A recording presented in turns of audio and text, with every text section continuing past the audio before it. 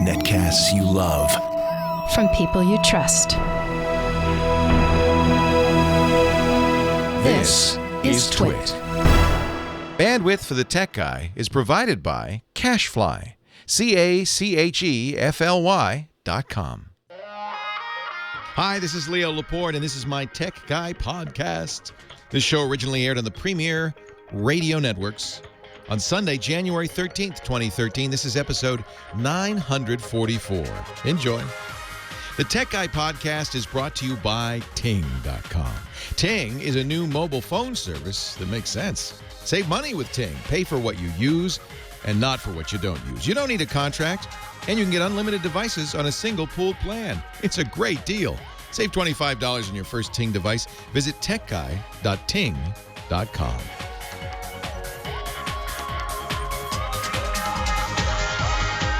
Well, hey, how are you today? Leo Laporte here, the Tech Guy, and it's time to talk computers, the internet, cell phones, camcorders, MP3 players, home theater, and all that jazz. 8888 Ask Leo, that's the number. 888-827-5536. That's toll free from anywhere in the U.S. Outside the U.S., you can use Skype and get Skype out, and that'll work as well. 8888 Ask Leo. Oh, my goodness. It's the CES is over. We're back. We're all back. Most of us. I think some of the Engadget folks, there were, 90 Engadget folks at the Consumer Electronics Show. That's the Gadget blog. I think some of them decided not to leave. just to stay in Vegas for a couple of extra days.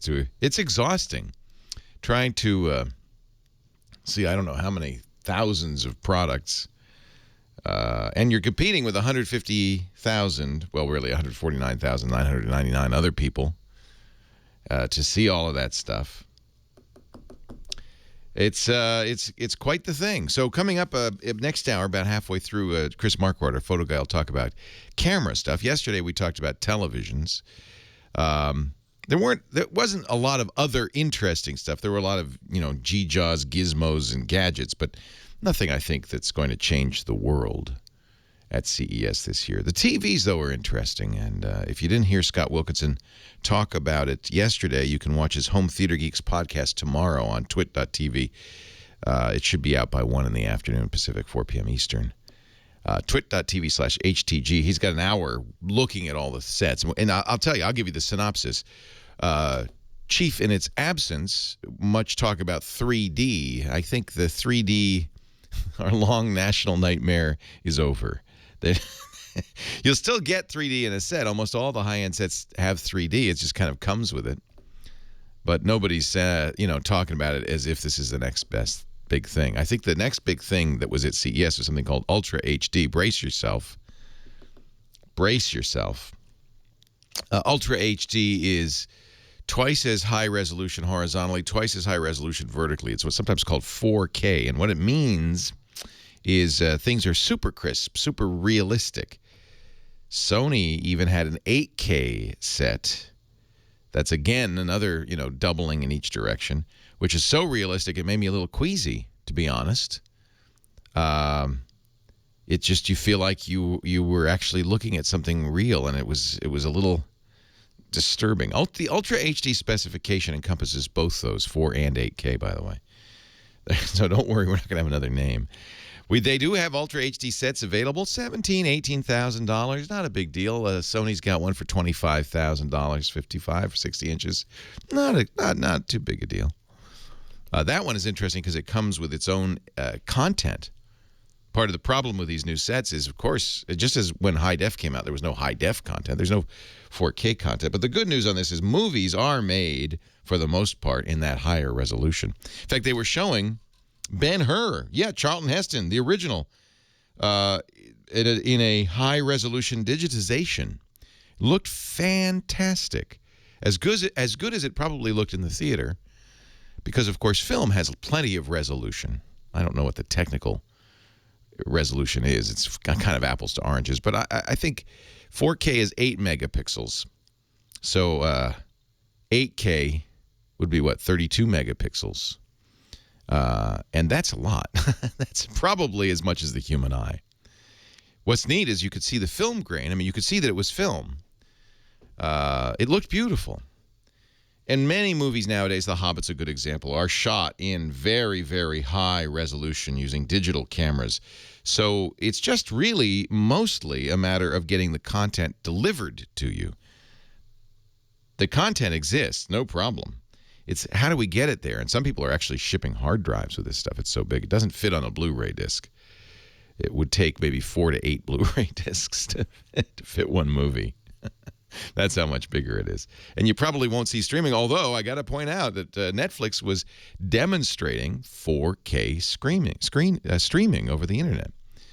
I don't know who, you probably don't have enough bandwidth. I don't have certainly enough bandwidth, but compression's getting better, bandwidth's going up, so maybe that'll happen. The other big story, and I think this might even be as big as Ultra HD, is OLED. Everybody said to me, what's the O stand for? We know what light-emitting diodes, LED TVs, are. OLED is organic light-emitting diodes. They're not made with silicon. I'm not sure exactly how they work, but the upshot of them is they're gorgeous. I think they use dyes, organic dyes. And the blacks are almost infinite. The color is crisp. And there were even a few very expensive Ultra HD OLED displays, which is probably, once you see that, it's kind of hard to go back. That is just dramatic. Gorgeous, gorgeous sets. The problem is that it's kind of not unusual, which is that we are very silicon. Computer technology follows something called Moore's Law, exponential growth. It doubles every 18 months. So the screen resolutions just keep going up and up and up, much faster than the demand or even the ability for Hollywood to keep up. So it's going to be maybe it'll be a few years, but I suspect in the next 5 to 10 years, I think your next TV, my next TV, will be a Ultra HD OLED display. Just memorize those letters, okay? Enough said. Well, as I said, we'll talk about cameras. What else happened? You know, there's weird stuff. There's everybody. It's funny. There are 3 kind of mini shows that precede CES. There's the official CES preview. It's called CES Unveiled. That's Sunday night. Then there's something called the Digital Experience. That's Monday night. And then there's Showstoppers Tuesday night. These 3 shows, a lot of journalists go to because, frankly, they feed you. And it's a small number of booths. CES has thousands of booths. These merely dozens. So it's really kind of artificial. It's not, I think it's cheating. But it's hard to resist. And companies pay $10,000 to $15,000 to the companies that do these events because they know that journalists are going to come for the free food, for the chocolate fountain, the prime rib, the jumbo shrimp. And so they know they're going to have kind of a special audience with the press. But I want you to know that because you'll see that the stuff that's at those events is disproportionately covered. And I'll give you a good example. The first event of the CES season was a week ago, last Sunday night. And it was CES Unveiled. And there were really only very few products there. It was just disappointing. But there was one product there that got a lot of attention. Even though, in my mind, it is not an important product. It is not, in fact, going to change anything. In fact, it's kind of stupid. It was called the Happy Fork.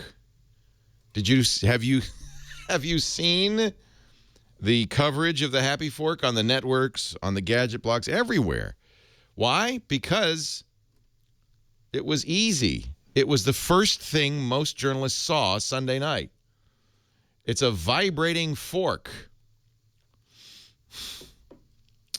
Supposedly, it'll help you lose weight. Even Stephen Colbert on the Colbert Report talked about it. It monitors how quickly you're eating. If you're eating too quickly, it vibrates to tell you to slow down. Oh, wow, what a brilliant invention.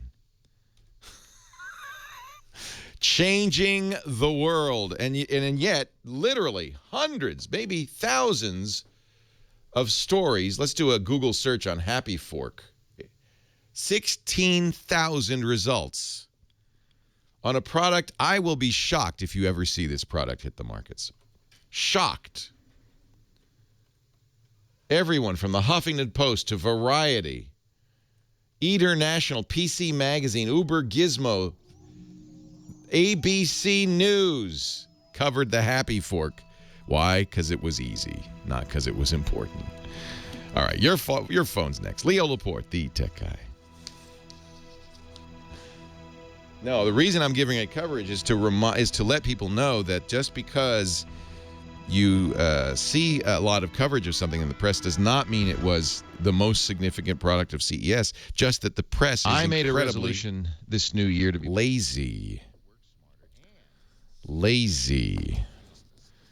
And also on deadline. They need to file, right? So something they find Sunday night is going to get much better coverage.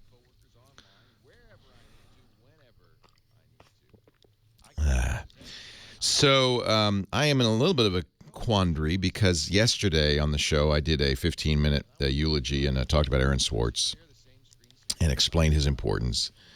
Also talked about the Death Star. In other words, I've covered already the big stories of the week. I suppose we are in different markets on Saturday and Sunday. I suppose I should explain.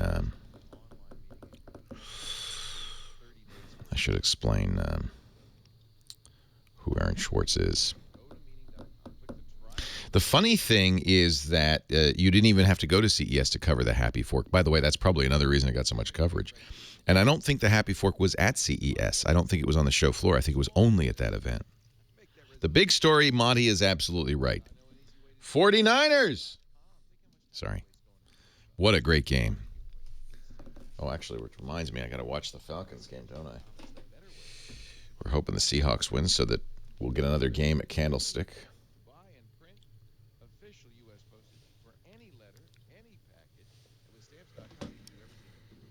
The NetAtmo. I did not find the NetAtmo, but I know you have one. I didn't really try to do much. Basically, thank you, Hoplite. Basically, what I did is go to the TV booths, because really the most important thing... Yeah, I know. We covered the Happy Fork, too. I know. I shouldn't throw stones. Yeah, I went over to the South Hall. Boy, that was a waste. Oh, 20-0. Oh, dear. I think the Falcons are justifying their ranking. I mostly went over to see the TVs because that's the one thing you can't really read about. You have to look at. The rest of it, the Happy Fork, you don't need to see in person to really grok the Happy Fork and its importance in the world. But the TVs, to judge whether these things are really, Samsung's announcement. I should mention that. Stupid. They made a big deal about a new shape of TV. It was an easel TV. Really, I'll show you the picture of it.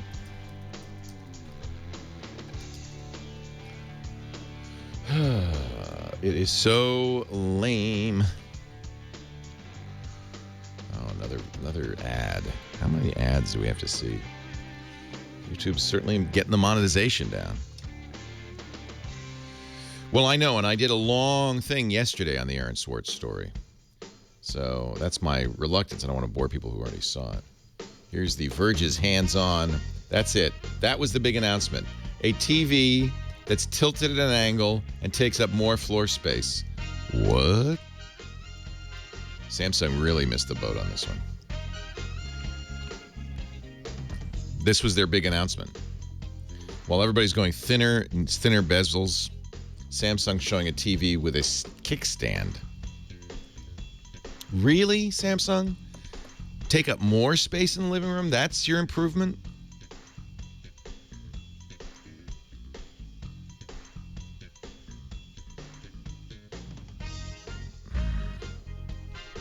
Really not impressive.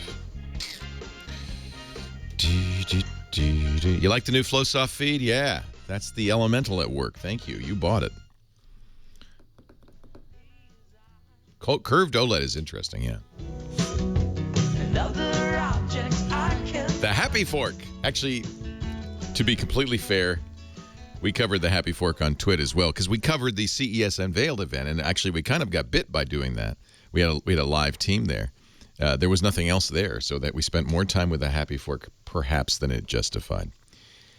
8888 Ask Leo, that's the phone number. I'm going to talk a little bit about Aaron Swartz later in the show. I did a eulogy for him yesterday. Very important person who's not well known, except in technology circles where he was very well known. Young man who at the age of 14 started becoming a presence in the tech community, helped write the spec for RSS. Helped write the software for Reddit, which he sold to Reddit and made quite a bit of money. Unfortunately, sad to say, on Friday, Aaron Swartz, at the age of 26, hung himself.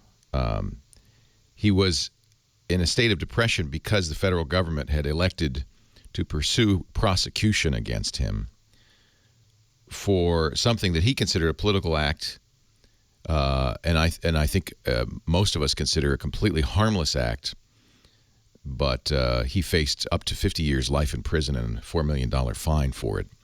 And despite the fact that the case had been dropped by the people against whom he committed the crime, the feds decided to treat it as an act of terrorism.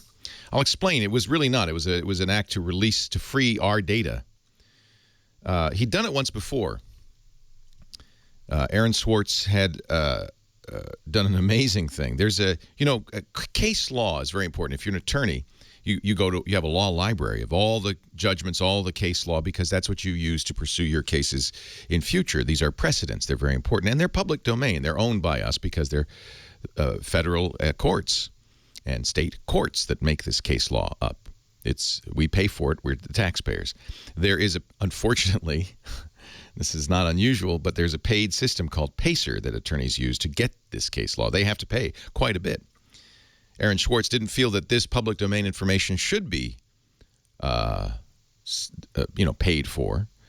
So when some activists set up a open source, a free database of case law, and encouraged people who bought case law to then put it over there, Aaron bought a ton of case law from Pacer using that Reddit money and put it into public domain, which was, in my opinion, not only a political act, but an act of selflessness and altruism. That's the kind of guy he was. He was a pretty amazing kid. Brilliant, really brilliant.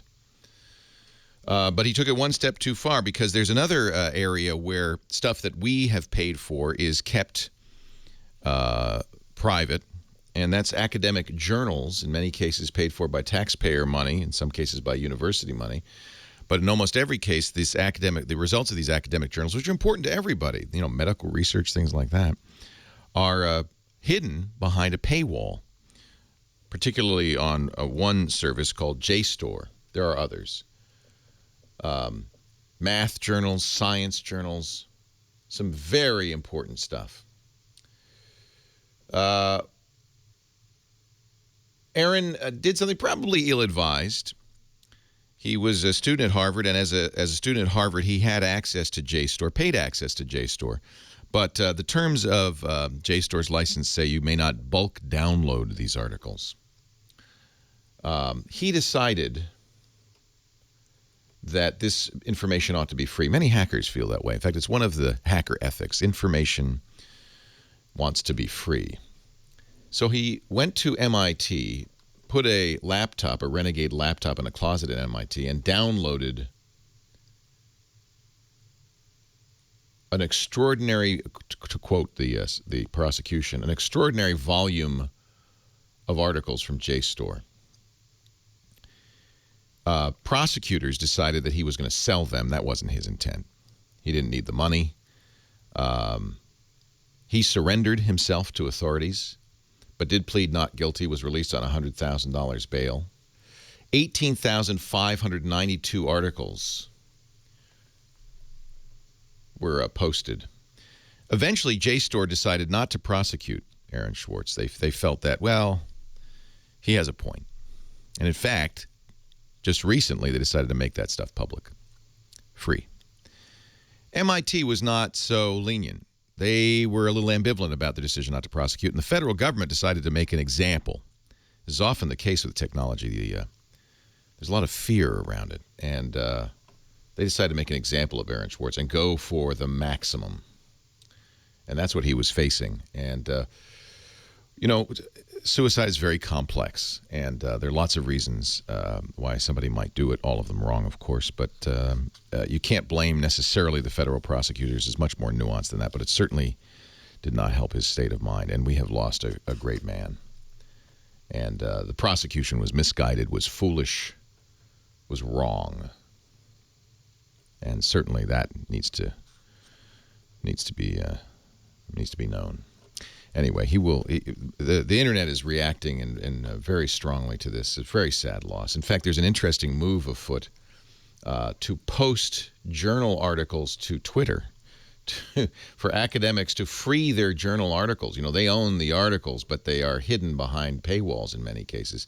So there's a move afoot, which is actually being promoted by Anonymous, to take your academic, if you have an academic article, to post it, to post a link to it on Twitter and make it free in honor of Aaron Swartz. And thousands of articles are being posted right now to Twitter, which is kind of interesting, kind of an interesting response.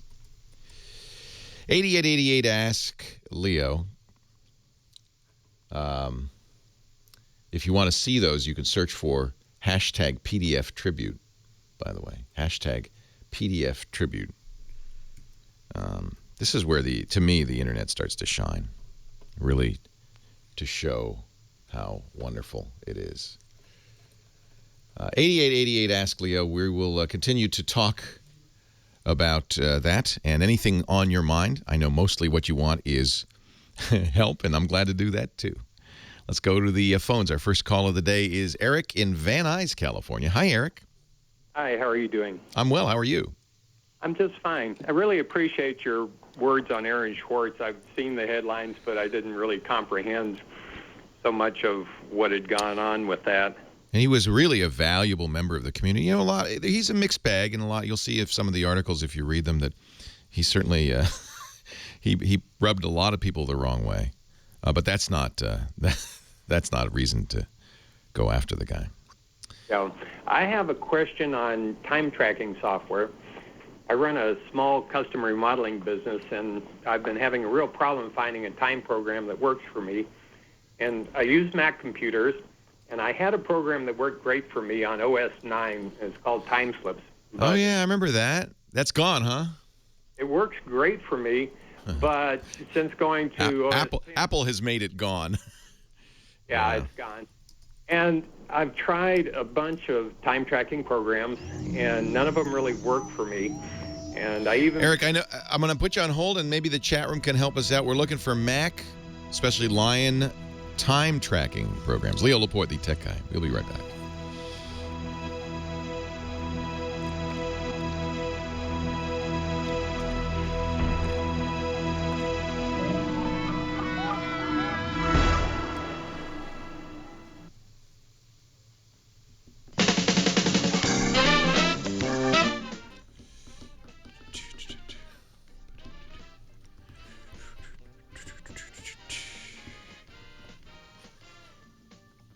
Yeah, Emirates. I've actually been on the Emirates in business, and it's just a 17-inch screen. It's gorgeous, and I peeked in over at the first class setup. You get the screen's the same size, but you get a little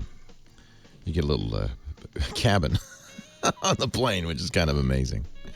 If you would like to get a picture over here, Lee, sitting on the ball, you and Ella can do it, and we'll get John to take the picture, or Ella can take a picture of you. Just come on over here. It is the tradition. Oh, yes, we do this as a... don't. Please be careful of tripping on the headphones. We lost a fan to the headphones. Now, I think Lee, or who should sit on the ball? Lee or Ella? Lee, definitely. Lee, who's the biggest geek? The biggest geek should sit on the ball. He wins the prize. All right, scooch up if you can. Put this in auto. Can I put this in auto? Sure, it should have been on that. Yeah. All right. This is your Easter card. Okay.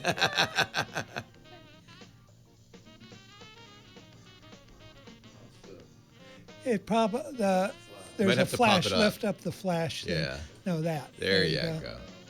My guess is it probably won't flash. Amazing. Hey, There's it less light in here worked. than it feels like. Well, okay. One more. I can hold a smile for days. Thank you. Thank you. Oh, My this pleasure. was special. Thank you. Oh, I'm so much. glad you came. Now you don't have to stick around any longer than you're able. If you feel like seeing the rest of the town or... Yeah, well, we will. We'll probably wait for...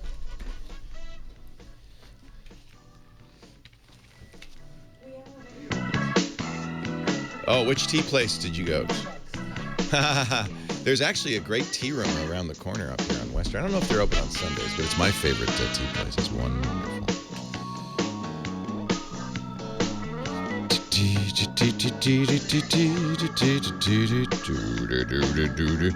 Lee and Ella are here from Hemet for their 42nd anniversary trip.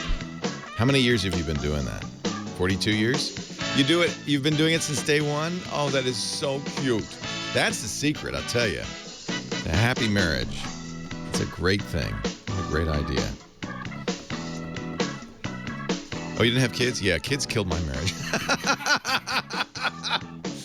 Jennifer and I agree. I hope my kids aren't listening. No, I'm joking. Joking. 20-0. Looks like we're going to be playing the Falcons in their house next week. A little scared about that. La da da da. La da da da. Bo bo bo bo bo bo bo bo. Do do do do do do do do do do do do. Bow bow bow bow. You think the Falcons will choke? Good. Love to see the Falcons choke. Daylight, okay. There's a good one. Yeah, I still need some time tracking software. Daylight is a lot more than just time tracking, but it has a time tracking in it. No, I still haven't seen it. I'll have to watch. Yeah, I got a lot of tweets yesterday saying, you were on NBC. It's funny. Yeah, I have to look. Really? That's what they call me? Oh, that's good. That's excellent. Leo Laporte, the tech guy. Eric is very patient. He was the last caller yesterday, and I ran out of time. Then I put him on hold again. Eric, you're a nice guy. I thank you. So I've been waiting. I've been hoping the chat room had some suggestions. One suggestion, which kind of maybe a little more than you're looking for, is a program called Daylight. Are you familiar with that? Yeah, I've looked at any number of different programs. I've sampled with demos probably about 5 or 6 programs, and they're all something that doesn't really fit what I need. And so you want to track hours as you're working and then bill? actually, what I need to track is I have multiple employees, multiple tasks, pay levels. Oh, you want like a time punch clock application kind of. Yeah, and also have it tied into my estimating. So I need to track multiple activities, and time slips works great. I was thinking of maybe just getting an iMac G5 and running 10. Yeah, you could do that. Apple's kind of well, it's not fully Apple's fault because whoever made time slips didn't keep it up to date. But Apple stopped supporting the PowerPC processor, and they took the Rosetta emulation capability out with Lion. So I have 2 articles which I will put in our show notes at techguylabs.com, thanks to you, chat room. One is from AppStorm, 8 excellent time tracking utilities for Mac. Billings from Market Circle, Harvest, Billable, On the Job, iBiz, Time Edition, Office Time. And they mentioned something I was about to mention. They're a sponsor, but I should throw this in. FreshBooks. They're an online invoicing service, but they have a app and a widget that will do time tracking. And then Lifehacker has an article, the best time tracking apps for OS X. This is from October of 2011, so it's a little out of date. But they recommend Clock, K-L-O-K, and some others. So I'm going to put both links in the show notes, techguylabs.com. That's a good place for you to go to, because I don't know which is the best, but at least get some more ideas. I began learning FileMaker Pro. I was thinking of just recreating a time slips-like program, but, I've got a learning curve on that. Yeah, but there's nothing like it if you can learn FileMaker, which is a database program. But FileMaker has some real advantages. For one thing, you can run a server, so you can have multiple computers accessing the same data. It's multi-user. It has an iPhone, an iPad platform, so you can use those as well to track, which would be very handy, I'm sure. If you can take the time, and it's not that hard to learn FileMaker Pro, that's a great way to make a custom solution for anything. I'm a big fan. Yeah, I love the program. I just have a little bit more learning to do on that. Well, the deal with that is you'll get exactly, on the one hand, you'll get exactly what you want. And, companies go through this all the time. It's called the buy or build decision. Do you acquire, buy software to solve a problem that doesn't quite fit but make it work? Or do you build your own with the incumbent issues of support and maintenance and so forth? It's not always an obvious decision, buy or build. Yeah, I found that out. If you can't find the exact right software, if you can't find something that does exact, and what you want to do is a little bit tricksy. I mean, I don't know how universal that is. That's true. Yeah. I would say, have you tried FileMaker at all? Yeah, I've been working on it. I've did an online learning program. And Lynda.com has great FileMaker learning as well. I think if you feel comfortable with it, I don't think FileMaker is that hard. I would not recommend it had you not said something, only because it's kind of a cop-out to say to somebody, well, you can always write your own. People then go, what? But in fact, FileMaker is not exactly programming. You do it in a layout. You first do the layout, and then you can write some little bits of code to tell the layout what to do. It's not too difficult. It occurred to me that perhaps if I did this, because it just services a small niche. You might be able to sell it. There's a whole host of that's the other option. There are FileMaker consultants out there who will do this customization as well. I think it's better if you do it. I think you get more problems if a third party writes it, because then they disappear and you don't know what the heck you got. That's true. I've used other databases, and I spent like 3 years going down a dark hole and right. had to trash it all. It was much easier than, say, Microsoft Access. FileMaker really is kind of brilliant. I'm a big fan of FileMaker, and it's been around for almost as long as the Mac has. As I remember, it was a bunch of Apple employees who started the company. Also in our chat room, another suggestion from Morkaleb, who says, I've had good experience with ClickTime.com. Our company uses it, ClickTime. Okay.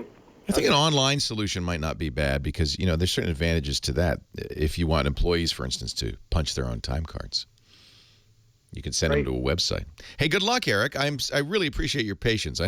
You had to hold on 24 hours for that answer. So thank you. Thank you for being patient. Let's go to Rhode Island. And Chris. Hi, Chris. Leo Laporte, the tech guy. Leo, this is Chris calling from Rhode Island. How are you? I'm wonderful. How are you? Where in Rhode Island are you? I grew up in Providence. Yes, I do. I know very well. I'm down in Charlestown, down on the beach. Awesome. I was thinking of sending a video for my question to All About Android, but I'm homesick, so I thought I'd... Oh, yeah, we have an Android podcast on the Twit Network that's just great, featuring the new host. It's got, Jason Howell and Ron Richards are still there, but Gina Trapani, founding editor of Lifehacker, and an Android developer, is our new host, and she is fantastic. I am an avid watcher. Oh, good. Well, ask me, and if not, I'll ask them. Under recommendation of you and the Twit people, I had lusted over an Epson Workforce printer. Yes. And couldn't bring myself to spend the money. And over Christmas, my brother sent me one from Colorado. What a nice brother. And I love it to death. It's good quality printing, cheap ink. But the app to print from mobile devices does not work. And I was wondering if we could mobilize folks to convince them to fix it. You're saying specifically Android. Yeah, definitely Android. My Nexus 7 won't print to it. It wants to send it to Google Docs as a PDF, and then it quits. Have you tried iPrint, the Epson? So, I mean, there is one from Epson called iPrint. Have you tried that? Yes, that's the one that's broken. And it will send it out as a PDF. It says we can copy it as a PDF to Google Drive. Well, that's not very helpful. And then you say no, and then it closes. It does, I mean, one of the features is it does save out to Google Drive as well as Dropbox and Evernote and Box, but it's supposed to print. That's its primary purpose. And I know it. I know the technology works because my church uses a Brother printer, and it works seamlessly from my phone. Yeah, in fact, they even specifically say it will work with the Workforce Pro. They list the Epson printers it works with. The Workforce and the Workforce Pro are supported. I haven't tried it. I use a Workforce Pro at home. Epson's a sponsor, so I felt I should buy one and use it. And I will try it. Actually, I've bought two. I will try it, and maybe I'll have some feedback for you. And I certainly will ask the folks at All About Android what they recommend doing. I don't have an answer off the top of my head. Maybe the chat room does. Leo Laporte, the tech guy. The cloud print might be a good solution, huh? I'm sure he's in the chat room, so let's see if we can get a solution here for him. Folks, have you heard about ESET's cybersecurity for the Mac yet? Yeah, that world-famous lightweight computer protection I've been talking about for years. Our show today brought to you by Ting. Let me get my Ting phone out here. You know what Ting is? Actually, you can use almost any Sprint-compatible phone with Ting. If you go to techguy.ting.com, you can check this out. This is the best mobile phone service. They run on this Sprint network. They're an MVNO, which means Mobile Virtual Network Operator. That means they basically resell Sprint. But the nice thing is you don't have to deal with Sprint. You deal with Ting. And Ting is a no bull hucky mobile service. No contracts, first of all. No ETFs, early termination fees. There's no bundling or ride-along services. It works really nicely. If you go to the plans, you'll see it's very straightforward. You know exactly what you're going to pay. You pay for what you use, and you never pay a penalty if you use more. So first, choose how many devices. Another reason Ting's great is if for families or businesses, you have an unlimited number of phones, $6 a month per phone. That's the kind of the base fee. So let's say it's a family of four phones. We'll buy 1,000 minutes. We'll buy 1,000 text messages. We'll buy 3 gigs of data, $107 a month for the whole family. Compare that to what you're paying right now, $107 a month. But here's the beauty part. You don't use all that. They just rebate you the difference. So really, you just this is a serving suggestion. You use more, they charge you at their posted rate. There's no penalty. And you always get free tethering, free hotspot, voicemail, picture and video messaging, 3-way calling, caller ID, the works. And their support is fantastic. If you call during business hours, they'll never put you on hold. They have a great forum and help section. People love Ting. People heart Ting. You will heart Ting too. That doesn't sound right, does it? You will heart Ting too. It is massively better than any other mobile service I've ever used. Now, here's the deal. We will give you $25 off your first device. Oh, that is, and I should explain, I guess, the reason not to know ahead of time, they don't subsidize the phone. You own it, right? So you're going to buy a phone. Now, they have a variety of phones at a very affordable price, especially if you take the $25 off. But they also have Galaxy Note 2s, Galaxy S3s. They have the Nexus. They have the top-of-the-line stuff. And you take $25 off when you use techguy.ting.com. There's my favorite, the Note 2. I get the black. I was sorry I got the white. So and you see the $25 credit bundled right in. Once you get the phone, you'll activate it on the Ting network. You'll pick your plan, and you'll start savings right away. Savings calculator will tell you exactly how much you'll save compared to your existing service. Try that. You'll see. Great online account control panel, too, because they know us geeks like information. Why don't you try it? I have a Ting phone, but I have phones on all the different companies because I have to try them all. I got to tell you, there's nothing like Ting. It's the best. techguy.ting.com.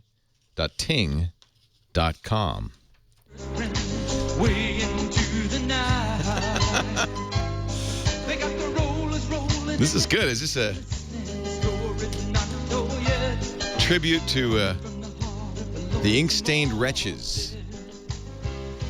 So PhotoDen says, I just tried iPrint from my Galaxy S3 to my Workforce 840. Worked just fine. So I'm thinking there's something going wrong with our caller's setup because everybody says it's working fine. So I don't know exactly what, but I'll put it on my note and print it home. I don't have a Workforce here, but I'll print it home and I'll get back to you on that. 8888 Ask Leo. That's the number if you have a question or an answer. If you've got a suggestion, love that too. Let's go to Atlanta, where the Falcons are whooping the Seahawks. Josh, obviously you're not a football fan, or maybe you're watching while you're on hold. Hey, Leo, this is Josh. Are you there? I'm here, Leo Laporte, the tech guy. Welcome. Hey, cool. So, yeah, I'm not a big football fan. I'm a nerd. What can I say? Right. Right. We don't care. Actually, I have to. I have a loved one who cares a lot. There you go. So if I don't care, I'm in trouble. I got to say, it's kind of strange talking to you because I'm so used to hearing your voice on your podcast, etc., and you never talk back. So. You know, I apologize. From now on, Josh, just remember when I'm talking to you. I've actually spoken to you before. Oh, good. I met you out at the Twit Cottage a couple years ago. I actually was listening to your podcast one time on the Twit Network, and you mentioned the Instagram app. Yeah. And I tried it out, and I'm the guy that started doing the tips. Oh, Josh, I know who you are. Yes. I'm flattered that you're. Oh, of course. Are you still doing that? I am, Leo. Man, it's really incredible, and I want to thank you for actually being a big inspiration to me when it comes to online community. We're at 250,000 followers so far.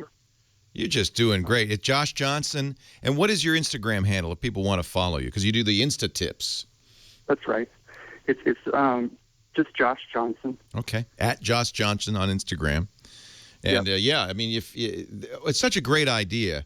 Were you a professional photographer when you started doing this? That's correct. Yep. So you kind of know what you're doing, which makes sense. And then I think what's nice is that, and this is what I love the internet. Instead of holding on to what you know, terrified that the amateurs would come along and steal your thunder, you gave it away. Yeah. It's definitely. In the photography world, things have turned a corner when it comes to sharing information. Oh, you bet. And that's a good thing. Yeah. And so, and then the next step, I think, is this democratization of creativity. I would like to think of it as, and everybody kind of getting involved together and taking pictures. And we actually run contests, Leo, and we're doing 10,000 submissions a day. Every day we have a new. Holy cow. Yeah, with the growth of Instagram, since we talked last, you must have seen a huge growth of interest. It's just unreal, Yeah. It's crazy. That is so fantastic. Did you notice after the Instagram terms of service kerfuffle, which turned out to really be nothing, a drop in interest, or? It was a pretty big deal. Yeah. It was a pretty big deal. Well, for professional photographers, it's scary, the idea that Instagram might assert a right to your photos. Yeah, they screwed up. But they backed down, to their credit. And it's unfortunate because it's the second time that they did that. Yeah. It really surprises me that Kevin let that happen. Kevin Systrom, the I founder. don't know what Yeah, well, you got $1 billion from Facebook. That's what happened. Yeah, I think you were the one that said, or somebody, you quoted someone else that said, that wasn't. He didn't get the check. He got a loan. Right. Then, now he's got to make good on it. So everybody should follow John Johnson on Instagram. You just do a great job of it. Yeah. And thank you, Leo. It's Josh. Josh. Yeah. JJ, look for the Dymo labels on his pictures. That's right. So my question is about caching websites, and it relates directly to this. I've actually got quite a few people helping me edit these large hashtag albums of submissions that we have every day of pictures for each theme. But the best case scenario for me would be where I would be able to basically download a website like I like Ink361.com. That's my favorite. I love that. I was just showing that for those who are watching the video. Yeah, I love that site. Right. So you want to scrape it essentially and preserve the images from it. Right, because if I've got 10,000, and they're real small files, they're only right. Well, first of all, you should look at the terms of service of the site. I don't think Ink361 can complain since they are, in fact, scraping Instagram for the images. Mm-hmm. And Instagram itself, now there's a couple of things here. There are certainly what I call site suckers that will download a site. The intent is for offline use. So if you're getting on an airplane, you could download the site to your hard drive and then browse it, even though you were offline. And that would do the job. And there are a number of programs like that. But the way that Ink361 does it is Instagram has what's called an API, an official approved way, probably using RSS or something similar to grab the pictures. So I would guess, in fact, I know this is possible because when that Instagram terms of service issue came up, I and a lot of others used an automated service to take our pictures from Instagram and put them on Flickr.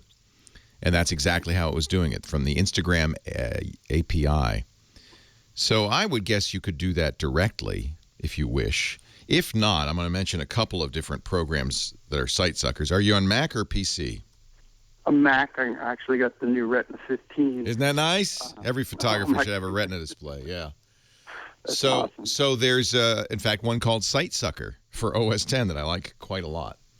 That would be a good choice. On the Windows side, there is an open source program that everybody loves called HT-Track.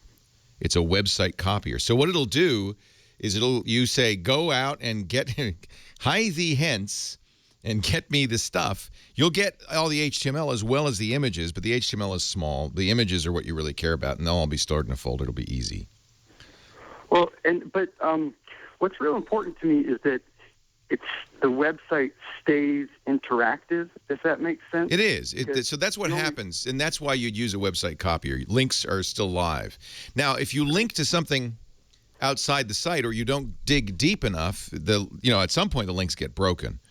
But in effect, what you're going to get is a folder that has an index file. You click that index file in your browser, and even if you were not connected, you would be able to browse that website as if you were online.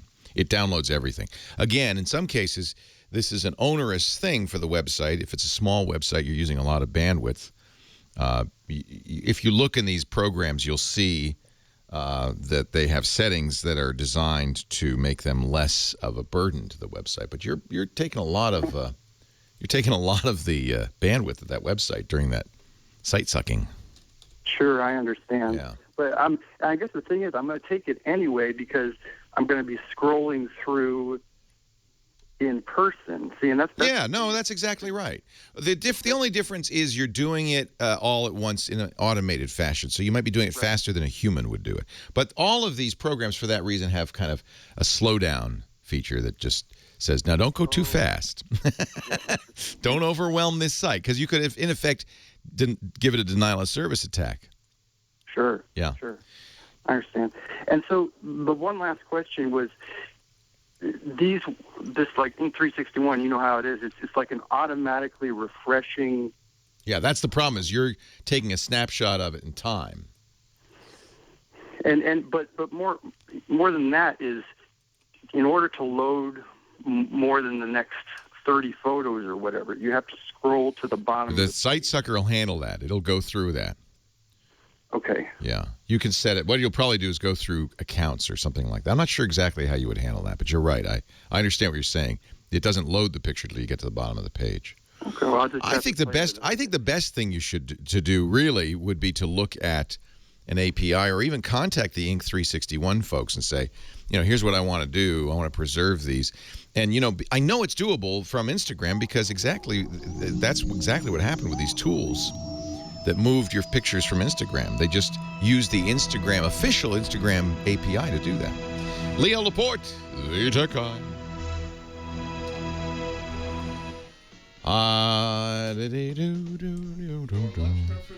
Oh, let me look at what their soups are today. It's a nice cold day. Come on, Hawks. I hate to root for the Seahawks because they suck. But I'd like for the game to be. So Lisa says we're going, she said warn Premier because if the Niners get in the Super Bowl, we're going to New Orleans on February 3rd. I said, well, when will we know? Next Sunday.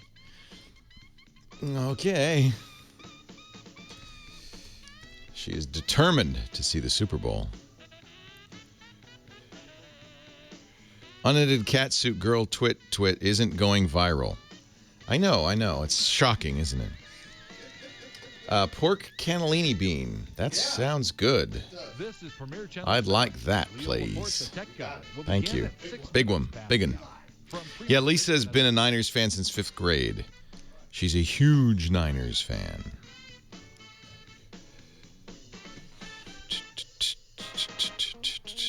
Yes, I am whipped. And happy. I'm happy. Whipped and happy. You're tuned to Premier Channel 7. Leo Laporte, tech guy. Yes, I am. 6 minutes past the hour. Yes, I am.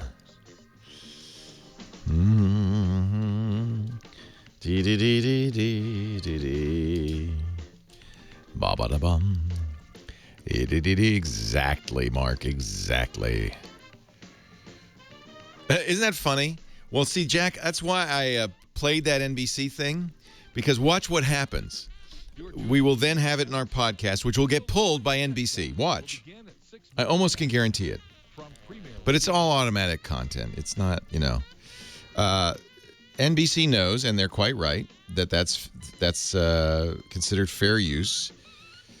Even though it's technically a violation of our license. We have a Creative Commons license that says you can use us for non-commercial work if you attribute it. And, of course, they attributed it, but it isn't non-commercial. However, I certainly have no problem with them using it. And the fair use defenses for a news program, small clips used for news purposes, are protected. Well, they're not protected, but it's a defense, which I have learned is not the same thing as being protected. However, no, see, fair use is a defense. It's not. So it's only if you go to court then you have the fair use defense. It's not a. Anyway, it's stupid, and I would absolutely am thrilled that NBC played that clip, and I would never be bothered in any way by that. And as they well know, it's odd that they didn't contact us in any way. Maybe they did. I just, it was a Saturday. Maybe they did. I'm thrilled. Why wouldn't I be? They gave me credit. They showed a go-to-meeting ad. They showed Ustream. Ustream should be thrilled. Channel 7. Leo Laporte, the tech guy, will begin at 6 minutes past. There's nothing wrong with that. And I'm sure Premier will be thrilled.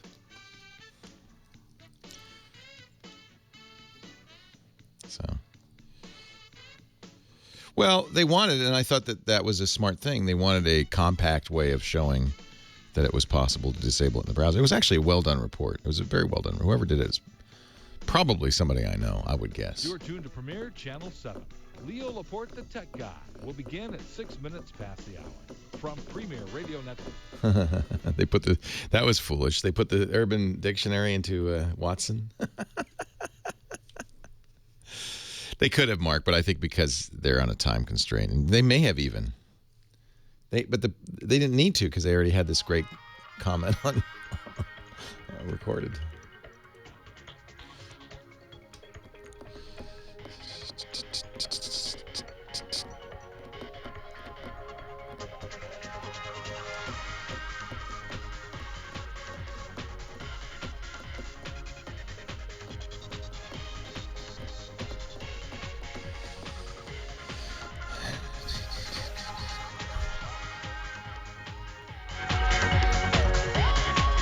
Well, hey, how are you today? Leo Laporte here, the tech guy. And it's time to talk about computers, the internet, cell phones and camcorders, MP3 players, home theater, and all that jazz. 8888 Ask Leo. That's the number if you have a question, a comment, a suggestion. We talked about it yesterday. And I saw it on the NBC Nightly News last night.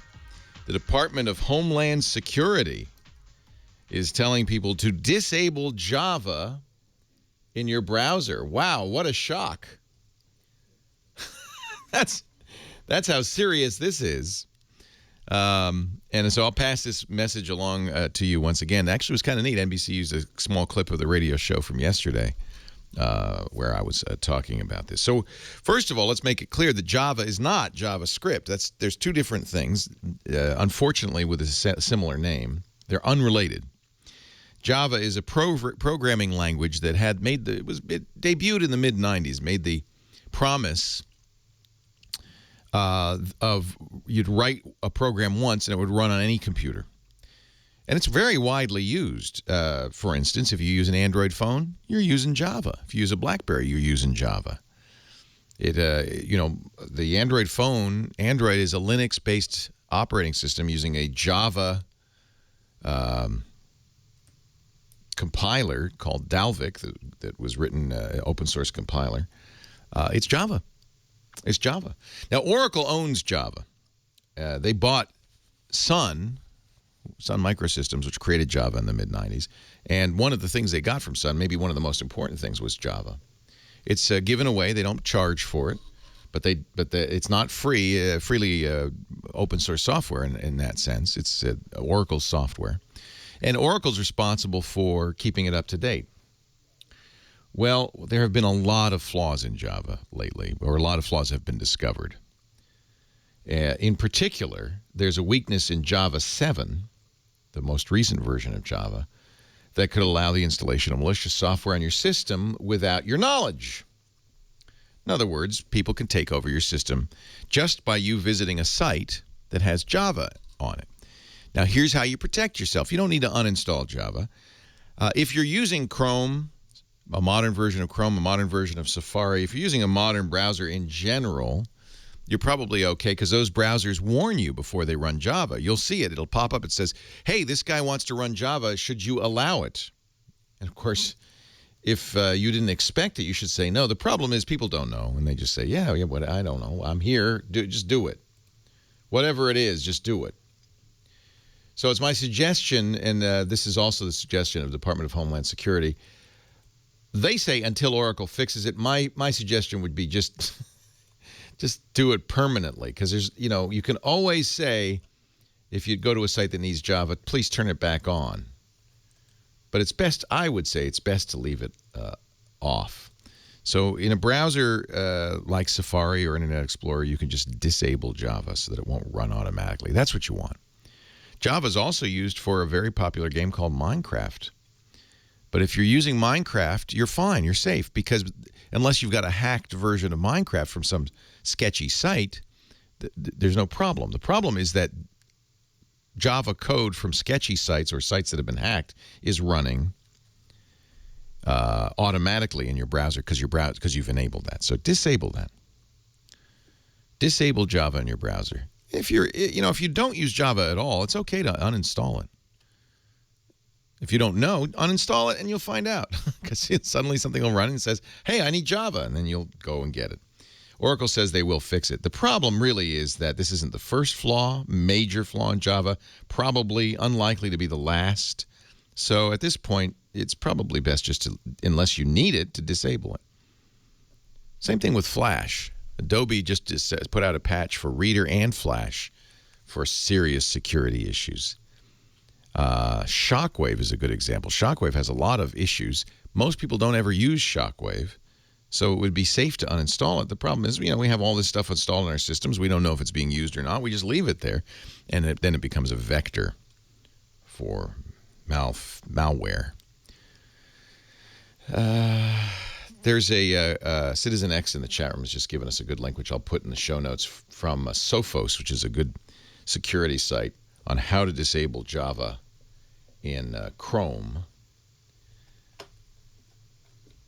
And it's kind of hard in Chrome, so it's worth looking at this. The nice thing is that Chrome will warn you before it runs Java, so it's probably a good idea. Notice, by the way, if you've disabled it and then you go to java.com and click "Do I have Java?" It'll say, you don't have Java. There's no working Java on here. That might be a good thing for you to do with your browsers on your system. Go to java.com. That's the Oracle site. And you'll see right underneath the button that says Free Java Download, there's a link to Do I Have Java? And if you run that, it says, how do I test whether Java is working on my computer? In fact, found an old version of Java on my system. That's because I'm on a Macintosh. It's a little more complicated on OS X. I think you can probably safely uninstall it, unless you're a Minecraft user or use some other program that uses Java. Most of us do not.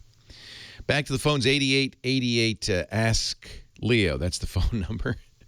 Percy wants to know about the Happy Fork from Central Florida. Hi, Percy. Hi. You want to know more about the Happy Fork? Yes. I've got a brother-in-law, and about 4 or 5 years ago, he had a stroke. And because of the stroke, he has a hard time swallowing his food. And they was out celebrating to one of the restaurants you could eat.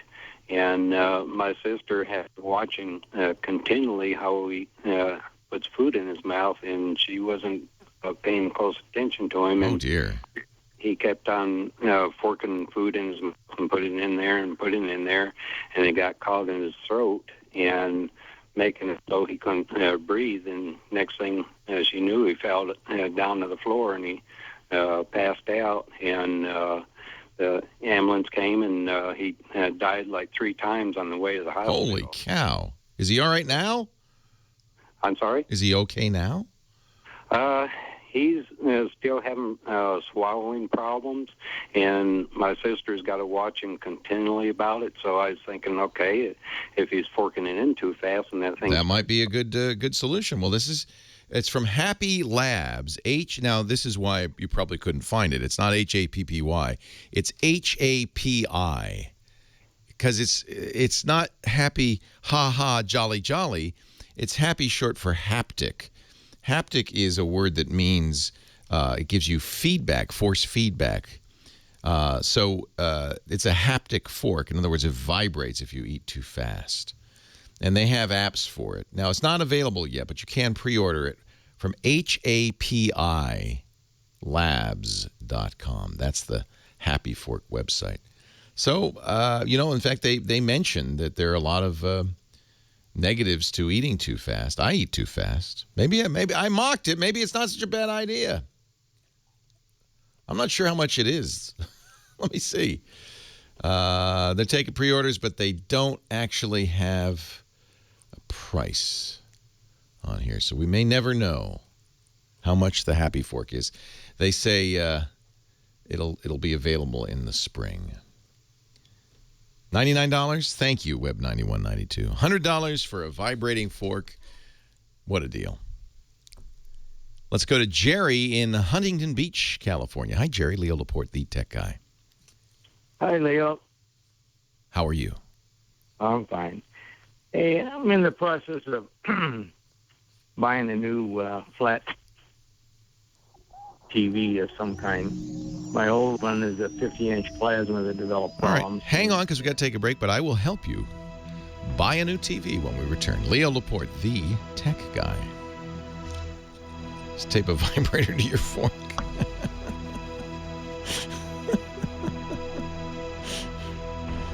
I mean, Java is still dangerous outside the browser if you were to download malware, Java, the malware code and run it. Hey, let's face it, we're all But you'd have to, it takes more steps. The point of the Java in the browser is you could do it without your knowledge. That's why it's dangerous. I got to fix my clock. You're right, it's off. $14.95 a month.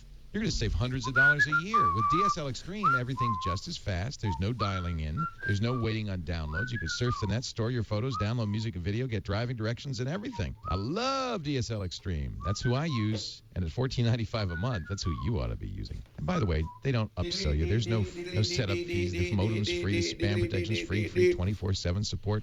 You even get email powered by Google with virtually It's supposed to set itself, but I think inside it doesn't work so well. For a limited time, high-speed internet, well, I guess the Niners are going to Atlanta. DSL Extreme. Call 866 the number 2 I don't see Seattle pulling this one out. GETNET, or visit them online at DSLExtreme.com. It's Paul Allen's company, isn't it? Or team, isn't it? The number 2 GetNet Paul to Allen get DSL Extreme. Some restrictions apply. It's a crazy world we live in, and more than any question I get asked is, how do I get protection from spyware, from malware, from viruses, worms, Trojan horses, keystroke loggers, all those little beasties, adware, phishing scams? Well, there's really only one program you need, the one I use, ESET's Nod 32. Panasonic announced a new Viera. It detects the bad guys before they can get to you. And it's so lightweight, it doesn't bog your system down. It's protection you won't even notice. ESET's Nod 32 got 5 out of 5 stars from CNET. I have a choice. Try the latest and greatest version 5 for 30 days. Right now, go to eset.com/Leo. Call 866-935-ESET. 866-935-ESET. And don't forget to like ESET USA on Facebook and add ESET USA to your circles on Google+. But they announced the XT. Top of the line is the VT. If you use Windows, which I didn't get, you need Nod 32 from ESET.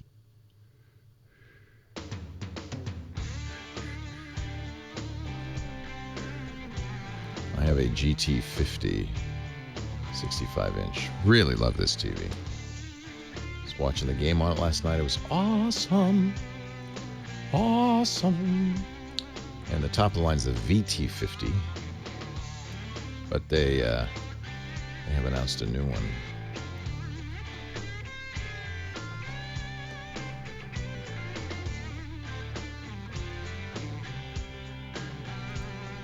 Which is the,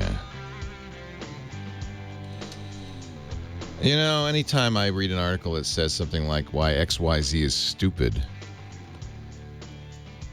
This is from January 2012. This is from a year ago, so. Yeah, this guy's a moron, basically. Tech writer Jeff.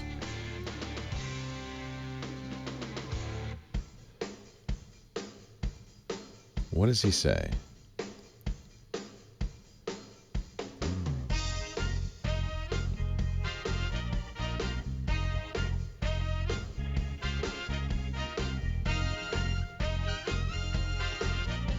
He says the human eye can't tell the difference. He's wrong. He's actually wrong. And you can demonstrate it to yourself by looking at a 4K TV, and you'll see the difference. So I don't, I understand what he's saying. In fact, Scott said this as well, but you can't technically resolve the difference, but believe me, you can tell the difference immediately. Whether you could see the pixels or not, that's not the only issue. And if you look at a 4K display, and that's one of the reasons I like to go to CES, is when you look at this, when you see it, whatever the distance, you know the difference. Believe me. You can tell immediately. Leo Laporte, the tech guy. 8888.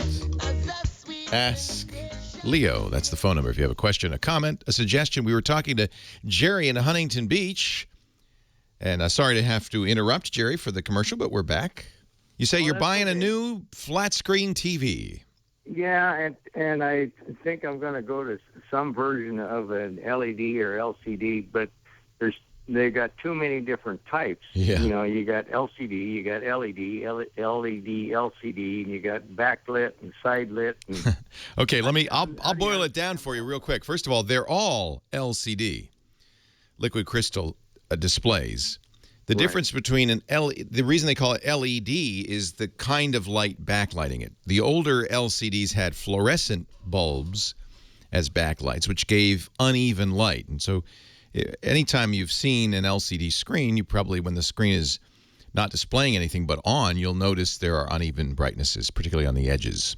The old ones. The old ones. So now they're using LEDs to light them. A couple of benefits. First of all, LED light can be made more pure. It also can last longer, and you can have more of them, so the light can be more even. The earliest LED backlights actually had many LEDs throughout the screen. That turned out to be too expensive, so they're now all LED edge lit. They still give good results, though. Okay, so edge lit is the newer technology. Yeah, almost any TV you buy today will be an edge lit LED LCD. Okay. You'd have to look hard to find one that's fluorescent these days. Right, but I did find some backlit LEDs. No, that's just what it's all backlit. It's just there are no longer making them where the LEDs go edge to edge. They're all on the edges now. It's just I think it was too expensive. And in fact, they decided it probably didn't make that much of a difference. Is there a pure LED TV? Pure? Well, it depends what you mean by pure. In other words, colored LEDs. Oh no, they're all color adapted, because if you think about it, you have to have a white light with filters to make red, green, and blue. So the thing that changed was they started to be able to make LEDs in more than red. Remember the early LEDs? They were all red. Right. So what happened is the technology advanced. They could make white LEDs. They could control the color of the LED. Yeah. My son worked for a company that makes LED display signs. There you go. So that's a little different. That's a direct view LED. It's not a liquid crystal display. And, of course, you wouldn't want that as a TV because you can see the LEDs. But from a distance, they look okay. Now, there's a newer kind of TV that's not yet – well, I guess if you go to the right store, you might be able to find one. But they're about to be in the stores. These are OLEDs, which is it really is a different kind of display entirely. It is not an LCD display. It's an organic LED display. That's different. That's a direct view LED. But those are coming. They're not out yet. Okay. And they'll be hideously expensive when they first emerge, in the $10,000 to $25,000 range.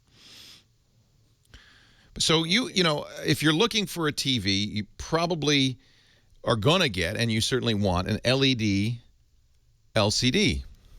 They really confuse things by mentioning LED and LCD as if they're different things. They're all LCDs. Okay, but it just depends upon the type of backlighting. The type of backlighting is what's different. Okay. Now, there are other differences in LCDs. For instance, you'll see some that offer a higher frame rate. You know, the normal frame rate for television is 60 frames, actually 60 fields, but in progressive, 60 frames per second.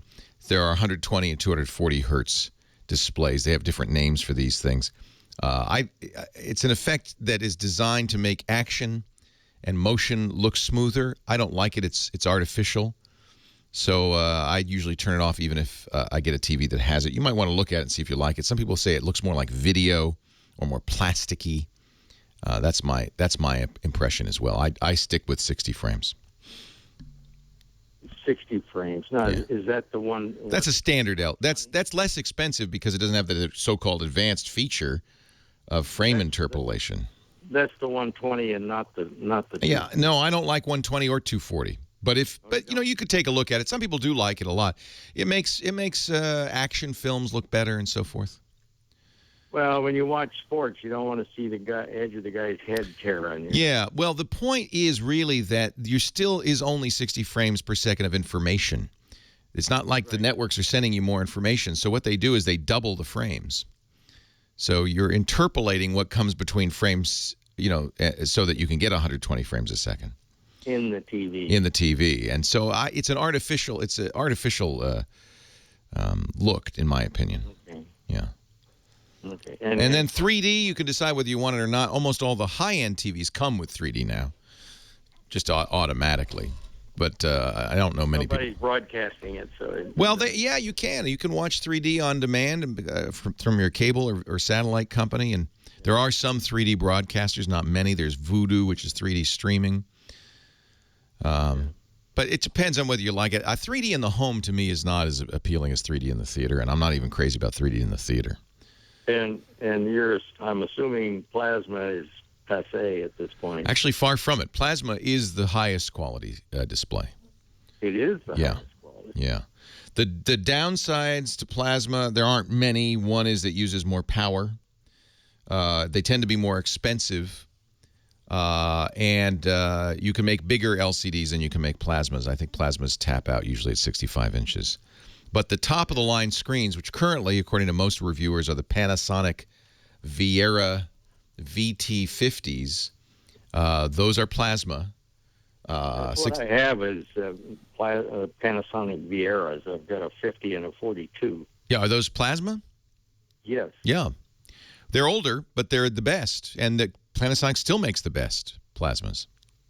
Now, do the new plasmas are they still susceptible to incidental light? You know, like my big one is got a window on the west side of the house. Yeah, reflections. You get light coming in. That's generally what we've said for years is, you know, if you can't really darken the room, it's better to go with LCD. LCD can be brighter. My opinion, I only have plasma TVs and I watch them in not fully darkened rooms, and it doesn't bother me. But you're right, the screen is more reflective. Yeah. But I just think plasma gives you better color, better blacks, and better motion, by the way. Plasma does not have that tearing problem with action, with sports. Plasma screens are as responsive, as fast as CRT screens were. Okay, well, a lot of people are selling plasmas for less than the... I know, because there's a perception. You know, we used to be a burn-in problem with plasma. That's gone. There's a perception that plasma isn't as good. In fact, I think it's better. I have a Viera, this year's Viera. In fact, the new Vieras, which were shown at CES and will be out in the spring, are spectacular. The plasmas. Yeah. So it really, but it's not. But I think for most people, LED backlit LCD is plenty good. Okay. Thanks, Jerry. Enjoy your new TV. I tell you what, Super Bowl going to look great on that. Leo Laporte, the tech guy. Plasma would be better for gaming. You know, I don't find my plasma to be particularly hot. Oh, you look away for a minute and all of a sudden the game's a little closer than it was. Fourth quarter, 12 minutes left, and it's only a 13-point. 2 touchdowns, huh? Let's go Seahawks. Atlanta choking, huh? Yeah, boom. But yes, it's a Chris Marquardt. So we're going to play Kodachrome when we come back. Yeah, my modern plasma, I wish it did heat my room.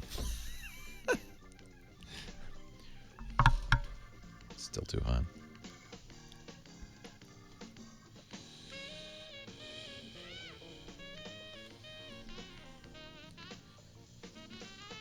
Yeah, no, I don't have good depth perception, but I see 3D. My complaints about 3D have really nothing to do with the quality of the 3D I'm getting. They have to do with the fact that you have to wear glasses. Annoying and dorky.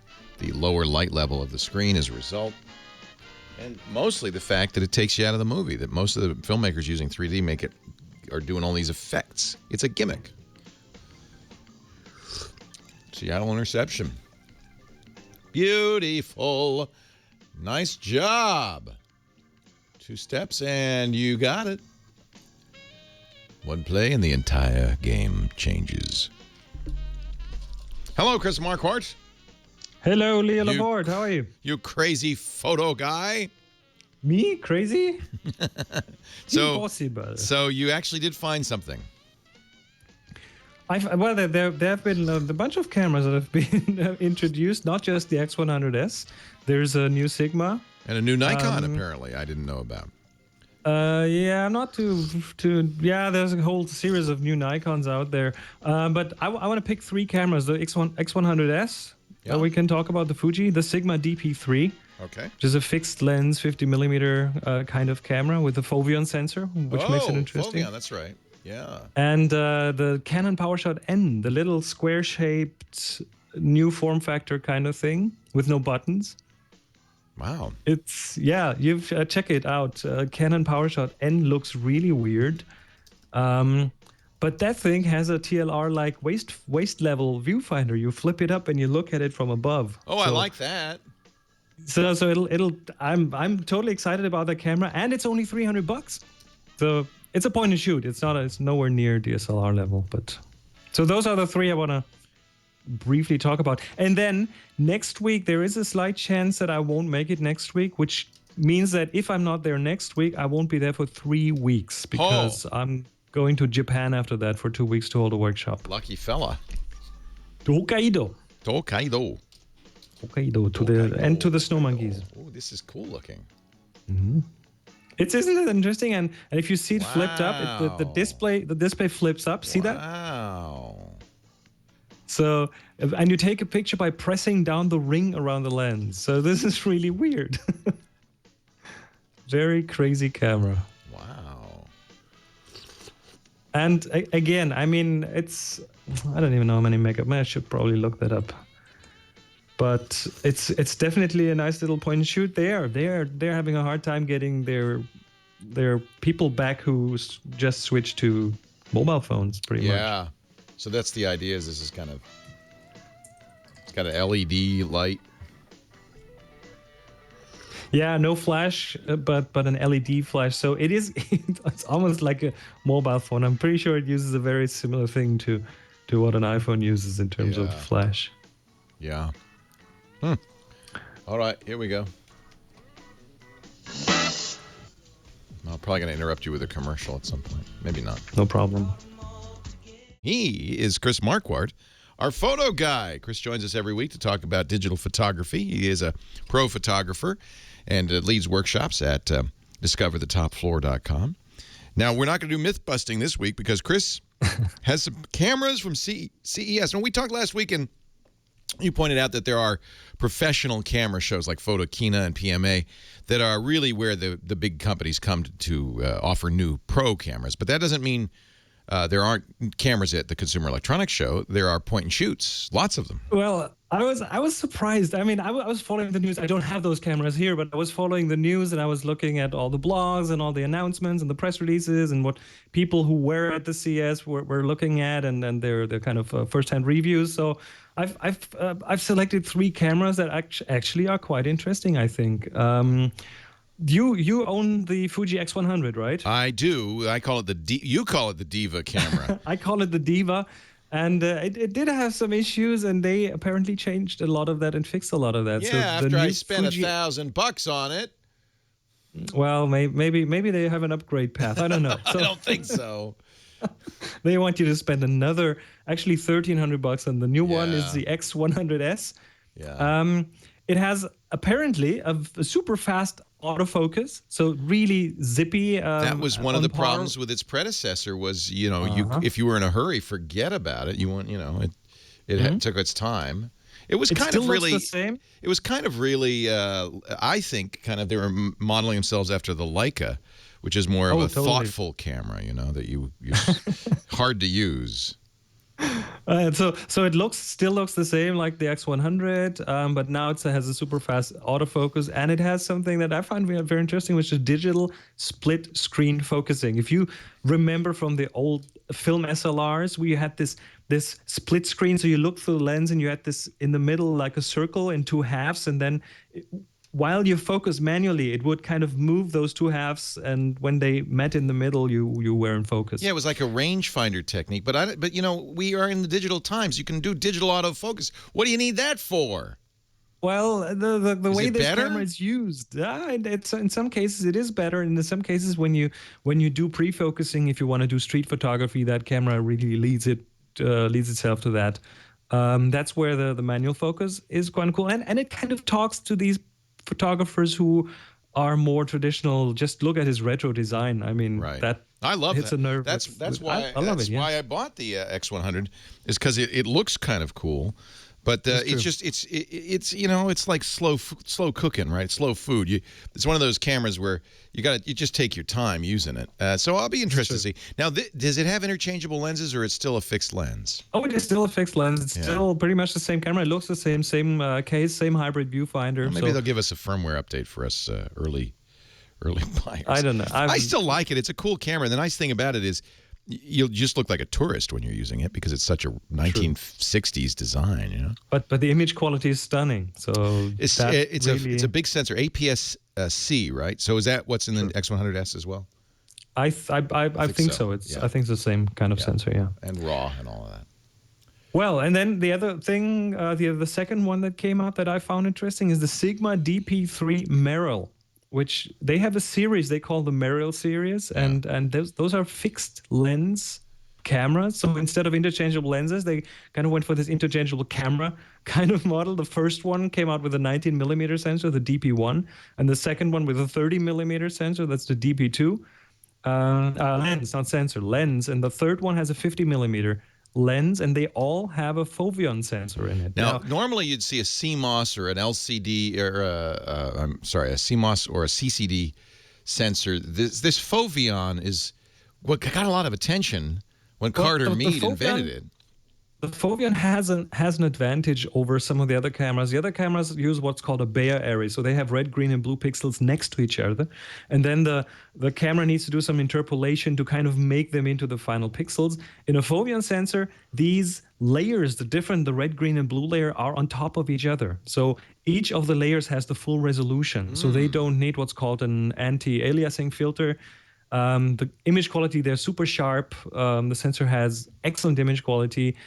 But it's also expensive, and Sigma kind of owns that sensor, so they're not.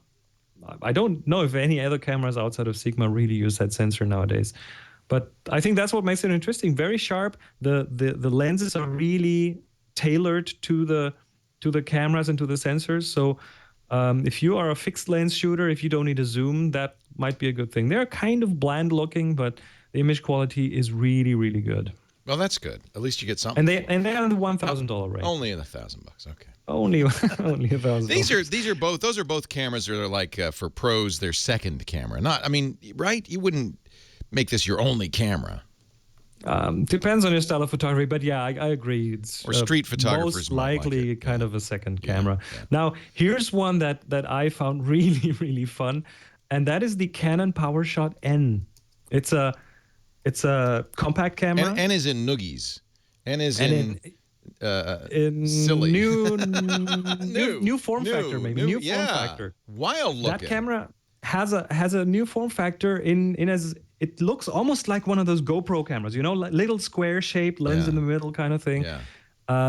It has Wi-Fi built in. It has a kind of a buttonless design, so you change things by turning rings around the lens. The lens comes out of the camera. You actually take a picture by pressing down on the ring that is closest to the camera. But then the display flips up from below. So it kind of leads you to take pictures by looking down onto the display. And if you remember the TLR kind of twin lens reflex, or Rolleiflex, for example, where you look down into this waist level viewfinder, this camera leads itself to that kind of a photography. So I'm pretty sure there will be more photography from the belly button level. And that's not a bad thing, but this is weird because there's no picture button.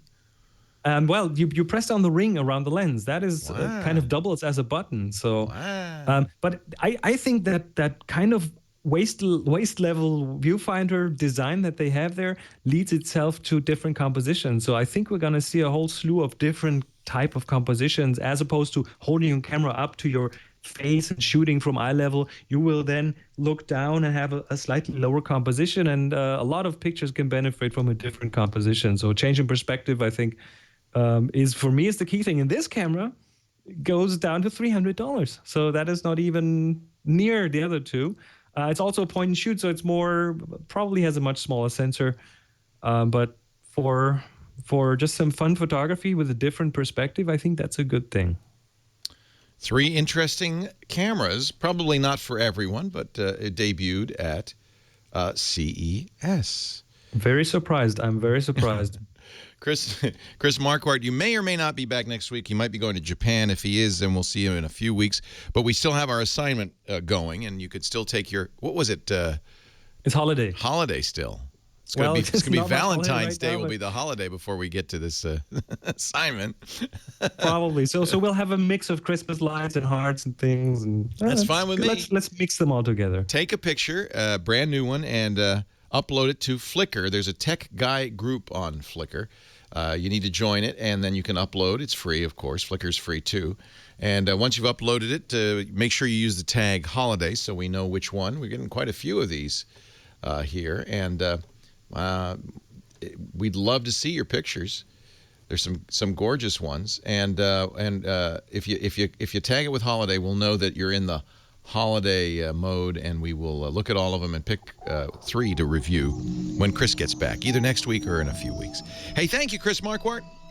Absolutely. DiscoverTheTopFloor.com. More of your calls coming up right after this. Leo Laporte, the tech guy.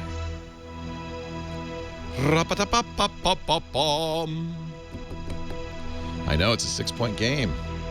Ooh. Thank you, Mr. M. Absolutely. So again, just send me an email or whatever. If you're not here, here's no a big great deal. resolution for this new year. I'll do my best if I can come next week. If not, then just don't expect me back until okay, I'll give you a date actually.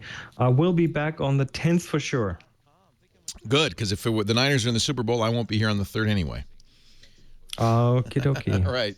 So next week, maybe not, but latest on the 10th of February, I'll be back. Okay. Thank you, Chris. All right. See ya. Care. Bye-bye. Oh, I'm a beef barley Campbell's kid. Kyle Benham making fun of me because I'm eating soup. I like soup. 8888 Ask Leo. That's the number. 888-827-5536. Let's talk high tech. If you got a question, a comment, a suggestion, if you want to know something, I can help you here. Like maybe Diane in Riverside, California. Hi, Diane. Hi, Leo. Thank you for taking my call. My pleasure. Thanks for calling. I think I'm going to be in tears, though, by the time it's over. Oh, no. I'm afraid so. I'm in deep stuff, I'm pretty sure. Okay. What's happening? I'm not giving you a lot to work with here. I have a G5 quad. Okay, you need a new computer. I'm sorry. Go ahead. I know you'd expect me to say that, so go ahead. Yeah. Anyway, no, I've never, ever had a problem with it until about 2 days ago. And the screen is just fading in and out. You know, very like the little button when it's sleeping, you see the light fading in and out. It's kind of doing that only with the whole screen. The whole screen is pulsing. Yeah, and then it'll go to blue screen, fade to blue screen, and then it goes back to the in and out pulsing. But it doesn't crash. It continues to operate. Right, yeah. I have never heard of that. That's a first for me. It's a good sign that it's not crashing. Uh-huh. Oh, that's good, huh? Yeah, that means that it's, in all likelihood, it's probably the video subsystem, the cable, or the monitor. And my guess would be it's the monitor. Really? So I could just maybe go buy a new monitor? Well, yeah, I would. Before you do that, I would try swapping some parts out just to let's not spend more money than we have to. Do you have a monitor you could use anywhere, or somebody's you could borrow? Yeah, I'm sure I do. Yeah, the best way to test this is to, replace parts one at a time. That's all they do in a shop. Of course, the easiest thing is to replace as long as the video cable isn't hardwired into the monitor. It would just be to see if the cable's a problem. Basically, given the age of the computer, I'm almost certain it's the monitor. So, and the good news is that the newer monitors are flat screen and inexpensive and look 100 times better. Well, this is a flat screen, actually. Oh, good. Okay. But, and while we're on the subject, for this particular model, because obviously it's a real Mac, it doesn't have Intel. Right. I can't find any off-site backup system. No. I like it that you call it a real Mac. Yeah, because Carbonite and others write it to the Intel specification, to the newer processors. And it's not merely their fault. Yeah, Apple is also not very supportive.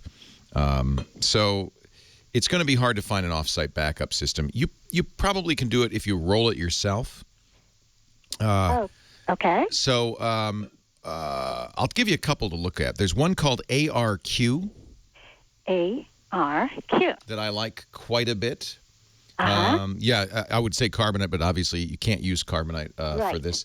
And there's another new one now some of these will use Java, which isn't necessarily a problem as long as they're compatible with the Java on your Mac. And I don't know I doubt Apple has updated that Java, but as long as they work with the Java on your Mac, you're all right. ARQ is a great little program, but again, you're going to have these problems where these companies aren't going to be making versions for older Macintosh. Yeah. Let me see. Anybody have you're not going to be able to use iCloud because, of course, you can't. Apple won't let you. Right. Somebody said Mozy works with the G5, so that would be one to look at. Yeah. Oh, okay. That's great. Yeah. I'm surprised. And others are saying, have you looked at Crash Plan? I don't know. No. I don't know if they support G5. I'm surprised Mozy does, frankly. Okay. Well, I'll check those out for. There's a couple for you. Yeah. And I'm glad you want to find off-site backup because I've been looking for some time, but yeah. I just, like I said, real Mac. Okay. Yeah. One more thing. You mentioned that weird fork earlier. Yeah, the haptic fork. Yeah. Yeah, I found that at a British journal, The Guardian, but because they went to this gadget show in Las Vegas, and one other thing that was pretty prominent on their front page was the iPotty. Had you already mentioned that? Yeah. This is a child's potty that has an iPad holder. This is the problem with this show. This gadget show is called Consumer Electronics Show, and it's big. It's the biggest show of the year. 150,000 people attend, thousands of booths, acres to look at. The problem is that it's hard to find anything really interesting. Well, that wasn't interesting. So a vibrating fork and a potty with an iPad holder got a lot of coverage, kind of a disproportionate amount of coverage. Yeah. And wow. I'm not sure they deserved all the attention they got. I did see them both. Agree with you. Yeah, I was there. I saw them both, but Anyway, well, thank you so much. Yeah. We'll keep looking, Diane. There are other choices for off-site backup, and what I'm going to do is try to find some that support the older Macintoshes, the G5-based Macintoshes. Yeah, I love my computer. I mean, well, as long as there's no reason to replace it if everything you want to do works on it. Oh, it does. Yeah. So, I mean, I'm with you. If it's reliable, it's working, and I think it's just your monitor that it's died. And it's inexpensive to replace a monitor. And you're not trying to use 21st century software. Then you're going to be fine. As long as you're only doing the things that you used to do on it, then it's fine. Nothing wrong with it. Yeah. I mean, I write. Mainly I write. So, it's fine. What word processor do you use? I mean, what are you typing into to write? What am I typing into? Yeah, is it text edit or is it something? Oh. It's, I'm just using, I use Pages a lot. Is that Pages. What you mean? That's Apple's word processor. Yeah, I use Pages, but then I also use, I think it's just Word Mac or something. I think it's Word Mac too, Office Mac. I go back and forth between Pages and Office Mac. Okay. As long as you're happy, you won't be able to use the next version, although Apple hasn't updated Pages in years. But the next one will almost certainly not work on a G5. But there's nothing, that doesn't mean the old one will stop working. Yeah. I mean, I can read it when it comes out of the printer, and I've got a lot of font choices, and that's all you care about. Right. Sometimes people say, oh, Leo, you should recommend a new computer. I am not one of those people that wants you to buy a new computer just for the sake of it. If what you want to do is working fine, then stick with it. There will come a time. Maybe it's this off-site backup. I don't know. But there'll come a time when you'll say, oh, gosh, I really want to do something. And you won't be able to because it's a G5. But until that day comes, stick with it. Michael in Boulder, Colorado, talking about backup. Leo Laporte, the tech guy. Hi, Michael. Hi, Leo. Welcome. So I'm an Apple guy. I've had an iPhone from the beginning, and I upgraded to the iPhone 5, and I just was underwhelmed. It was glitchy. Touchscreen didn't seem to be as responsive. There were just connectivity issues with it. Mm-hmm. I found myself sort of looking at those Android phones, and I didn't want to dive into an Android phone not knowing anything about it and give up my upgrade. So I kept the iPhone, and then that Nexus 4 came out. Yeah, that's a nice phone. That's a good price point for me to test it out. Yeah. So I've been setting the whole phone up, and there was an issue that popped up where I had to back up and restore. And I'd been using like this app, My Backup Pro, and when I went to do the hard reset, it kind of wasn't working, and so I just did it through the Google word. Yeah, that's how I do it. Hey, hold on. We got to take a break for the news at the top of the hour. But hang on. I'll talk about the best way to back up an Android phone. Leo Laporte, the tech guy. Now, this is exciting. I might have to watch the game. We're in the last 2 minutes. Seattle, it's 2-minute drill. Yeah! Come on, Seattle. Come on, touchdown wins it. When we built the new Tech Guy Lab studios, we wanted to do as much as we could in the cloud, store documents. It's exciting. They're at the 33, but That's when Russell, my IT guy, said field goal won't make it. They got to go all the way. Nice pass. So in love with Ring Central. Falcons are choking. They are choking, aren't they? I'm only rooting for Seattle because then we play Seattle. The Niners play Seattle in San Francisco next week. If the Falcons win, we have to go to Atlanta. As low as $20 per month. Lisa has tickets. Ow! And they have a special offer for my listeners. When you buy one desk phone, you get a second phone free up to $20. And I want to go to New Orleans for the Super Bowl. Designated just for my listeners, 800-443-5190, 800-443-5190, 800-443. Yeah, I root, so I use titanium. But the truth is, I don't think you really need to back up an Android phone. I mean, Google does a great job of backing up the various things you need to back up automatically. Lots of time. Oh, not a good throw, though. 44 seconds.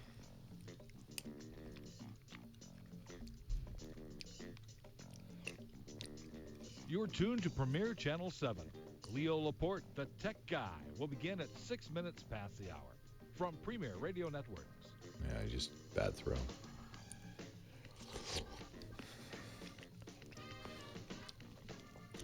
Really, Mosey and Crash Plan both work on PowerPC. I wonder how long that'll last, right? Yeah, my new iMac, we're going to do an unboxing in half an hour. Or an hour, I'm sorry.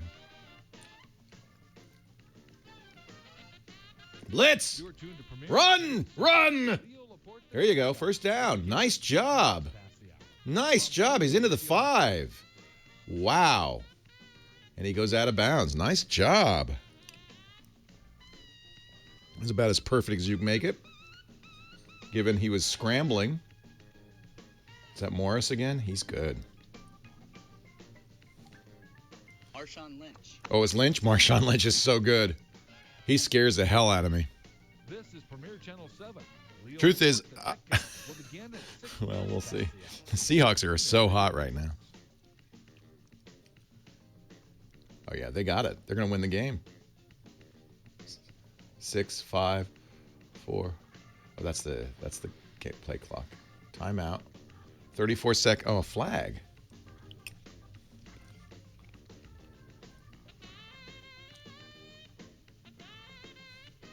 This is Premier Illegal Channel procedure. 7. Leo Laporte, the tech guy, will begin at Offense. 6 minutes past the hour from Premier Radio Networks.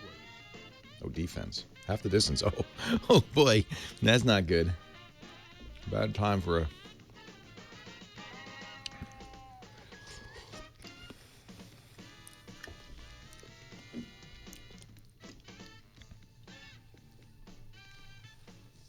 Yeah, I think that's probably true. Although Dropbox is not particularly private, but I use G+, but Dropbox is fine. We'll begin at 6 minutes past the hour from Premier Radio Network. There you go. Over the top. It's over. Can't believe it.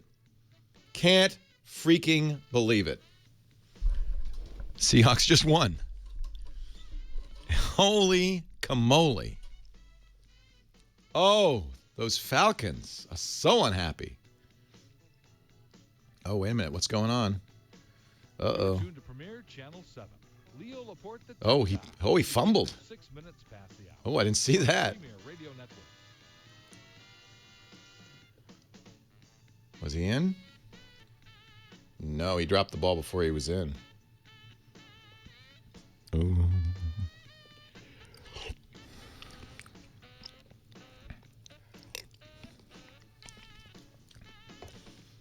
I love the playoffs. This is Premier Channel 7. Fumble in the last 2 minutes can only be recoverable by the person who fumbled it. Oh, that's interesting. So they're going to rule it in. What are they saying? They gave it to him. They gave it to him. It did break the plane. All right. Wow. But they got to do a kick. They got a kickoff, right? No, they don't. Yeah, they have a kickoff. There's enough time. There's 31 seconds. So they gave it to him because he broke the plane. Oh, it's under review. Yeah, all right. That makes sense. No. So they don't have the audio on, so I can't quite tell what's going on.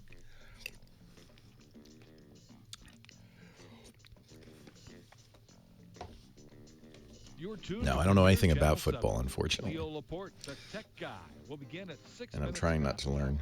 From Premier Radio Networks.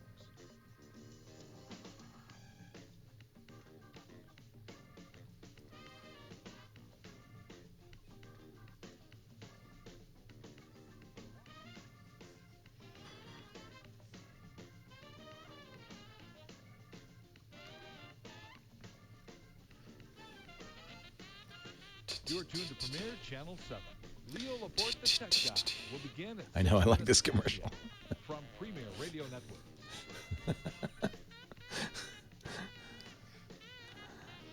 Yes, Captain, we're going to do more mugs by popular demand.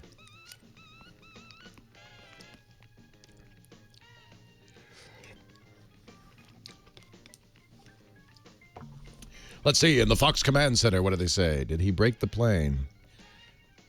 Oh, no, he did not have control when he broke the plane. I don't think so. Will begin at 6 minutes past the hour from Premier Radio Networks. So what happens? They just spot the ball at the 1 inch? I mean, it's a touchdown next play. In fact, in a way, they hope not. Then there won't be a kickoff, right? They're going to, yeah, it was a, no, let's see what they say.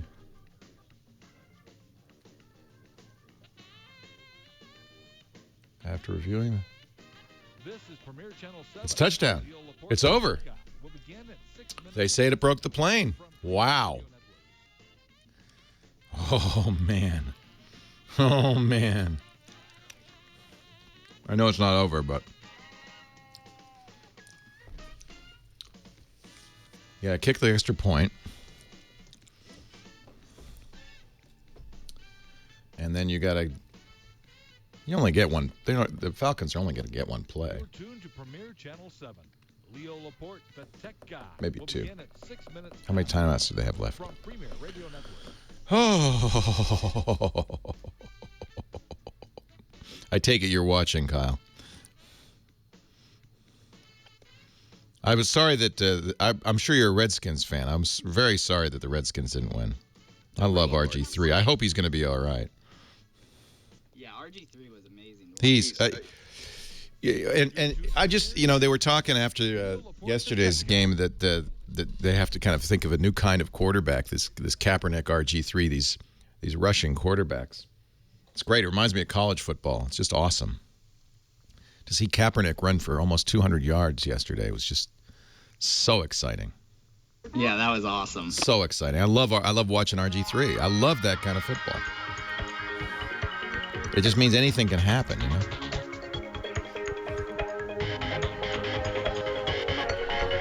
Yeah, I know. You could come back, but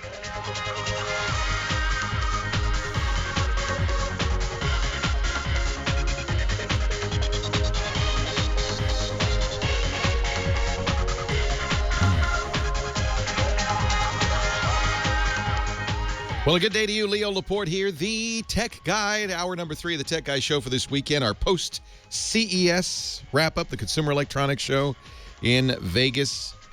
8888 Ask Leo if you want to call and ask a question, make a comment, make a suggestion. 888-827-5536. Before the break, we were talking to Michael in Boulder, Colorado, about backing up his new Android phone. He just bought a Nexus. First time on Android. He's been an iPhone user. The nice thing about the iPhone is it's kind of automatic. The iPhone backs up automatically either to your computer or iCloud. You don't have to think about it. Android phones do back up kind of automatically. They back up a lot of what's going on to your Google account, which is one of the reasons I like using Google Calendar, Google Contacts with an Android phone, because I don't have to worry about it. Photos can be backed up in a number of ways. G Plus will automatically, just as the photo stream works on the iPhone, G Plus will do that automatic backup as you take pictures. But there are other ways. Dropbox will also do that. There are other ways to do that. As for backing up other data, wait, is there other data on there, Michael, that you want to save? You know, the thing that took the most time and that I found with an Apple, when you restore it, it puts the apps back into place, and a lot, if not all, of the apps have their settings still intact. Yeah, that is nice, isn't it? Forever is that there's certain apps you have where you have complicated settings, and that's what took forever to No, and I'm with you on that. And the kind of Android, they want to treat it as a cloud device. So if you use Google Docs or Drive, I guess they call it now, and all the Google other Google stuff, you don't have to even really think about backup. But the settings are something you kind of have to restore. There is a way to back up apps and settings, but you have to jailbreak the phone. It's called Titanium Backup, and it's really excellent. I looked into that. I'm not comfortable rooting the phone at this point. So. Yeah, I should say root, not jailbreak. Jailbreak's the iOS term. Root is the appropriate term.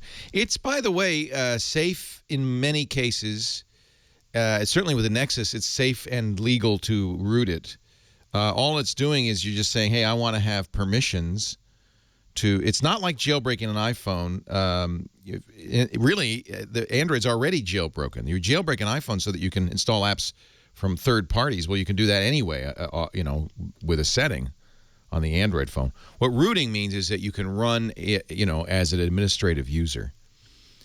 So every time you switch phones, like every month or so, or whatever, every time you do the restore, you're doing it through Google, where it restores your settings and it just puts all your apps into that app folder, and then you go back in and you manually put them where you want. Yeah, and I don't find there's a whole lot of stuff that I have to worry about on that. Okay. So that's what I do. But if you're not comfortable rooting, I don't know of a way to save all those settings. I think you have to root to do it. Okay. It just seemed that it was a little bit of a pain, and maybe someone should come up with some sort of program that we could put on our computers so we could just dock our phones in and restore like we do kind of like out of iTunes. Yeah. I'm trying to think of it. I don't know. There should be like a way that you could just do an image copy. Anybody know that in the chat room? Is there an image copy capability of the phone? That would be cool. Where you could just like ghost it. ADB backup. Well, look at that. That's the nice thing about Android. ADB backup. Do you have to have a root permission? You probably do. Full phone backup without unlock or root. It's actually a command. It's not an app. Oh, ADB is the way that you connect the phone. All right. ADB backup. So I tell you what, if you Google ADB backup, you'll see a number of guides to how to do this, the super user guide and so forth. It's non-trivial, but it does it looks like it makes a, wow, that's cool. It looks like it makes kind of a ghost of the phone. That's very cool. ADB backup. I'm going to have to try that, and I'll let you know, Michael. Okay. And maybe we can find an app. It would be nice if there were an app. I think not, because I do think you need to have root to do that. ADB backup. 8888 ask Leo, if you have an idea for how to back up, you understand that you can everything on the phone is pretty much automatically backed up, except for settings. Settings are the one, and I've never really found that to be an issue. Don in Mojave Valley, Arizona. Leo Laporte, the tech guy. Hi, Don. How you doing, Leo? I kind of lied to your interviewer. I got a. Why did you lie to poor old Gina? You lied to her. Well, I was thinking how old my laptop was, and I go, it's older than 5 years. So it's a Dell Inspiron 5100, and one day, all of a sudden, the screen just dimmed down, and I can't get it to go completely bright. It's kind of like the iPhone does when it dims down before it turns off. It dims down before it turns off. Oh, yeah, it's putting itself to sleep. Or not to sleep, but it's going into low power mode. Yeah, but it won't come out of it. When I turn it on, it's just, that's the way it is. Oh, it stays dim. Say it again? It stays dim. Yes, sir. Now, it's Windows, I take. Yeah, of course it is. It's the Dell. And you've looked in the power settings to make sure that you haven't got it, set funny? Yeah. All right. Matter of fact, I've reformatted the computer. Oh, okay. So I think what's happening is that the backlight on your laptop, given the age, is probably failing. I just feel he's going to tell me that. Yeah. And that is not a simple fix unless you have kind of hacker genes and you're willing to take the stuff apart and find the parts on eBay and replace them. It's pretty much something you can't do yourself. No, I don't want to do that. That'd be my guess. So does it flicker at all or just fade or what? No, it's just dim. It's just dim. Yeah.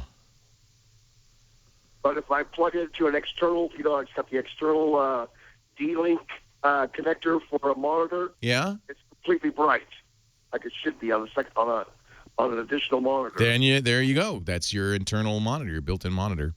Backlight is failing. I think you did exactly the right diagnosis, Don. I love it. You answered your own question. This is, by the way, the process of troubleshooting. Is to eliminate possibilities. So remember, we had the caller last hour who's was having trouble with her monitor. And first you replace the cable. You can't do that on a laptop. First you replace the cable. Doesn't do it, then or not even replace. Swap the cable. You don't have to buy a new cable. Swap the cable. Swap the monitor. Or do as Don did. Get an external monitor. Plug it in. It's fine. It's bright. Then it's not power settings. It's the laptop monitor. I'm sorry. Bad news. It is old enough that, 5 years in a laptop is a long time. Manuel in Corona, Leo Laporte, the tech guy. Hi, Manuel. Hi, Leo.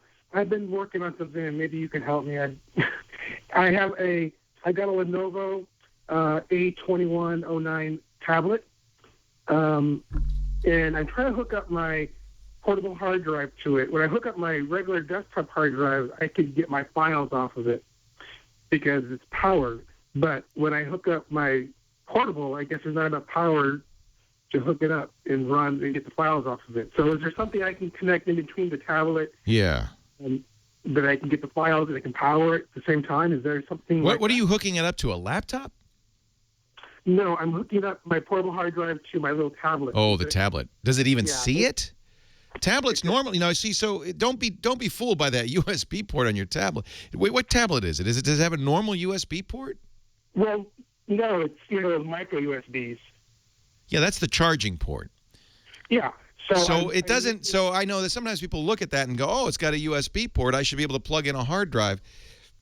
You've got to make sure. You may actually. Well, there's two things. You have to be able to see mass storage mode. Does it offer you the chance to read it as a hard drive?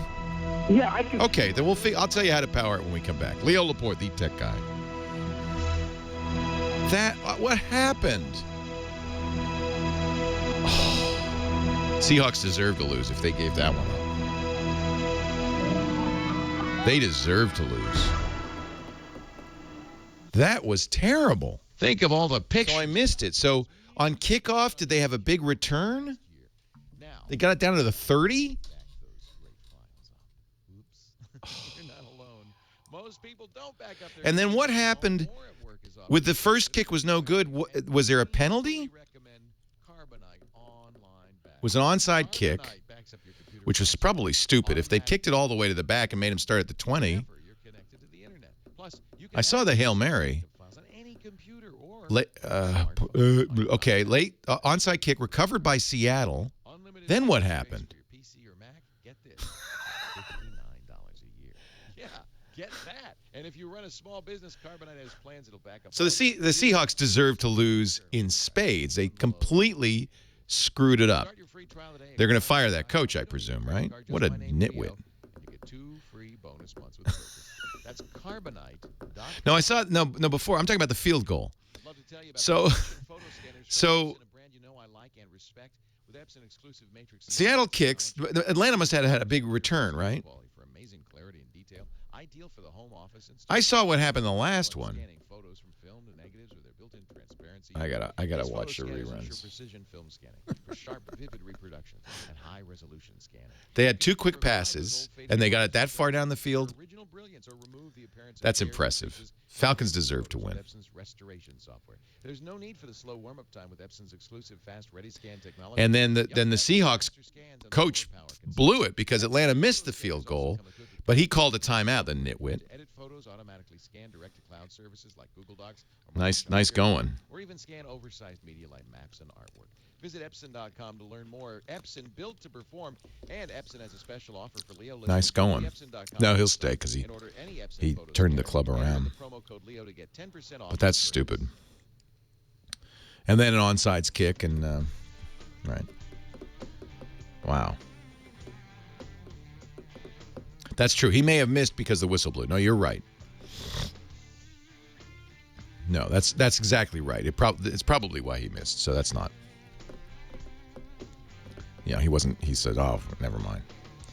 No, you're absolutely right. I can't hear, so I don't know exactly what's going on. Wow.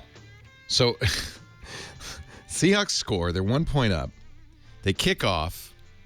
Atlanta, boom, boom, marches down to the 30 and kicks a field goal with 30 seconds left.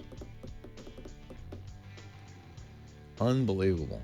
That's why you wanted that to be a fumble and not a touchdown.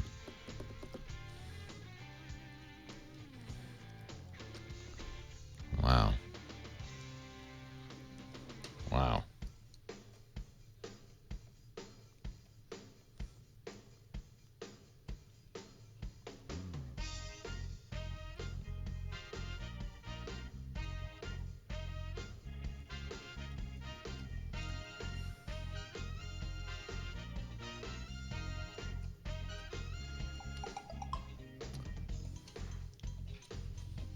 Wow.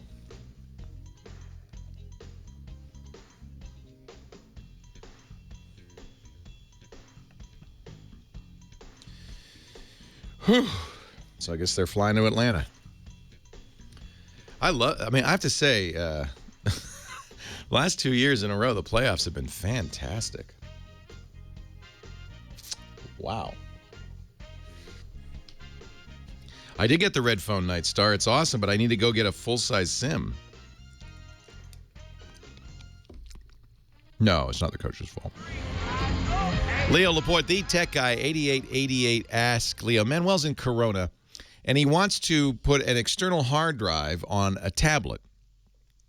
Now, there's 2 things at work here. First of all, the tablet does have a micro USB port, but that's a charging port. And you have to have the software, and Android does have the software to have that port also be a USB, as in, actually that's not true. So here's the thing, Manuel. USB is not a peer-to-peer system. There has to be a boss, and there has to be a servant. And so that's why you can connect a USB drive to a computer, but you can't connect a USB drive to another USB drive. In effect, a tablet is a USB drive. It's not a computer. It's not the boss. So you don't have, unless you have some sort of interesting tablet, you're not going to be able to use a hard drive on it. Which tablet do you have? I have the Lenovo A2109. I can see my files off my regular hard drive, the hard drive. You can? Yeah, I can get the files off that. Okay, then you can use it. That's a special kind of USB. That's good. So now you need to have a way to power. Right, and get the data too. Right. So, and you can buy one of these cables. There are a number of companies that, this is what we call a bus-powered laptop. It's supposed to draw the power, the 1.1 volts from the USB port, or 5 volts, whatever it is, from the USB port. Obviously, a tablet isn't going to have that kind of juice. Right. So what you need is a little, and they make them. I would try an electronic supply store or so forth. What you need is a little splitter that has 2 USB ports, one that goes to a computer sitting next to your tablet, and then one that goes to the tablet, in effect powering the drive. So a lot of bus drives come with this because they realize that your single USB port may not have enough juice on it. What you have in that Lenovo is something called USB OTG, on the go, which is a special kind of USB that can be essentially peer-to-peer. Yeah, they use a special app. It's called Nexus Media Importer. Right, exactly. Exactly.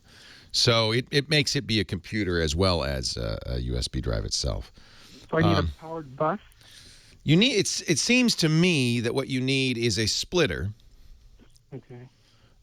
Many of these bus power, your hard drive is what we call bus powered. Many bus powered hard drives come with these. It looks like it's a dual USB plugging into your hard drive, and the reason is sometimes one is not enough. So two will give you more juice. Yeah, the regular external hard drive, I can see the files because it's plugged in, Yeah, running in this obviously running in this OTG mode. So that's good. So yeah, so there were two considerations. One is you have to have a tablet that's capable of doing this. Not all are. Mm-hmm. And then second, you have to power your external hard drive better. And to do that, what you would need is this splitter and either a USB hub or a computer to give it more power. The splitter basically gets power from two sources. In this case, it would be the tablet and whatever the other thing is plugged into. The data still goes to the tablet. So it's plugged into like an AC connection, right? Yeah, in effect, it's like plugged into an AC connection. Okay. And you should be able to find that. If somebody in the chat room could find a link to one of those things. As I said, a lot of these drives come with them because they require so much power, especially in the old days, the big ones, the terabyte drives. Just, trying to run a terabyte drive off bus power was tough. So they'd come with these little splitters that give you dual USB connectors for extra power, or a powered USB hub. Let's see, a powered USB hub. Yeah, that would work. If you have one of those, that would be the way to do it. Try that. So now you're going to plug the hard drive into the powered USB hub and have the USB hub connect to the tablet. There you go. Smart. Schmart. That's the chat room thinking, using their noggins.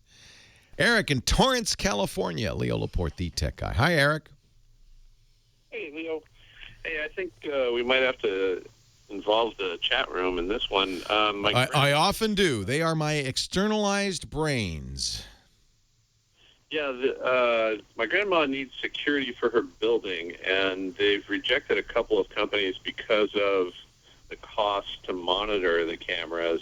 And I was thinking if we had some motion-sensitive cameras that would just shoot a picture of the motion that they sensed to, various grandkids' smartphones, that would be a low-cost way of doing that. Yeah, nobody has to monitor it.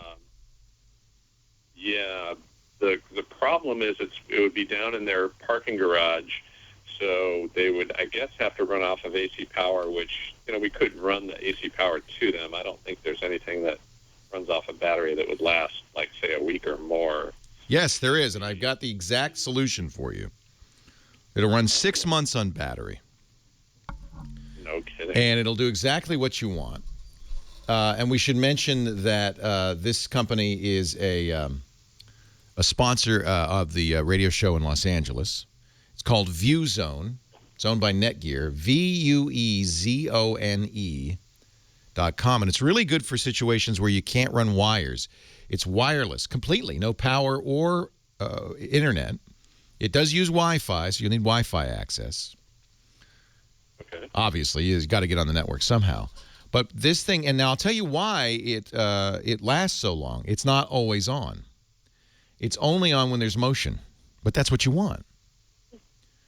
So it lasts about 6 months without a new battery because it just turns on either when you load it, and you can load it. You can just go, they have an app, and you can go on the web or on the app and see it, and then it turns on, or if there's motion, and then it'll notify you. Leo Laporte, the tech guy.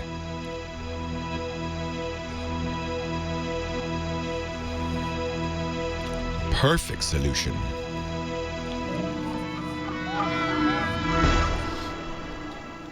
Perfect solution. Drop cam wouldn't be because, you got to plug it in. Well, apparently the motion sensor stays on. But the camera doesn't, and that's what really uses up the juice.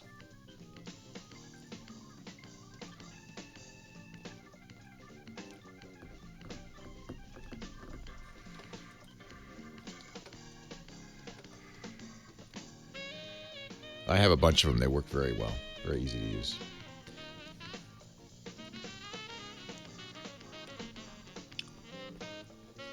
And then it alerts your smartphone if there's motion.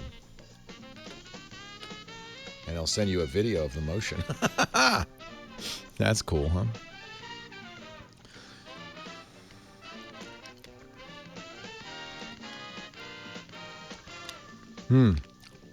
I don't know, Dr. Mom. They do have weather-type view zones. But the problem with the view zone is it's not always on. So if you want, the nice thing about the drop cam, it's always recording. You can go back in time.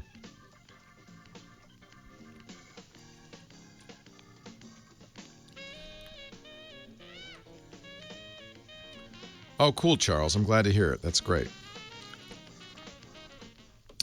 Leo Laporte, the tech guy, 8888 Ask Leo. I ran out of time, so I didn't get to repeat the name of that camera system. Let me say it again. It's ViewZone, VueZone. They were recently acquired by Netgear, but they're at the same place on the web, viewzone.com. And the kind of the special advantage of the ViewZone is that it only turns on when you either request it to or there's motion. So it doesn't use the battery any other time, or uses just a small amount of battery every other time. So it doesn't need to be plugged in. It can actually go about 6 months on a battery. They have indoor and outdoor and so forth. But you do need Wi-Fi, and you'll need to get Wi-Fi, get to the parking garage. But that's a good solution. The chat room came up with quite a few other choices.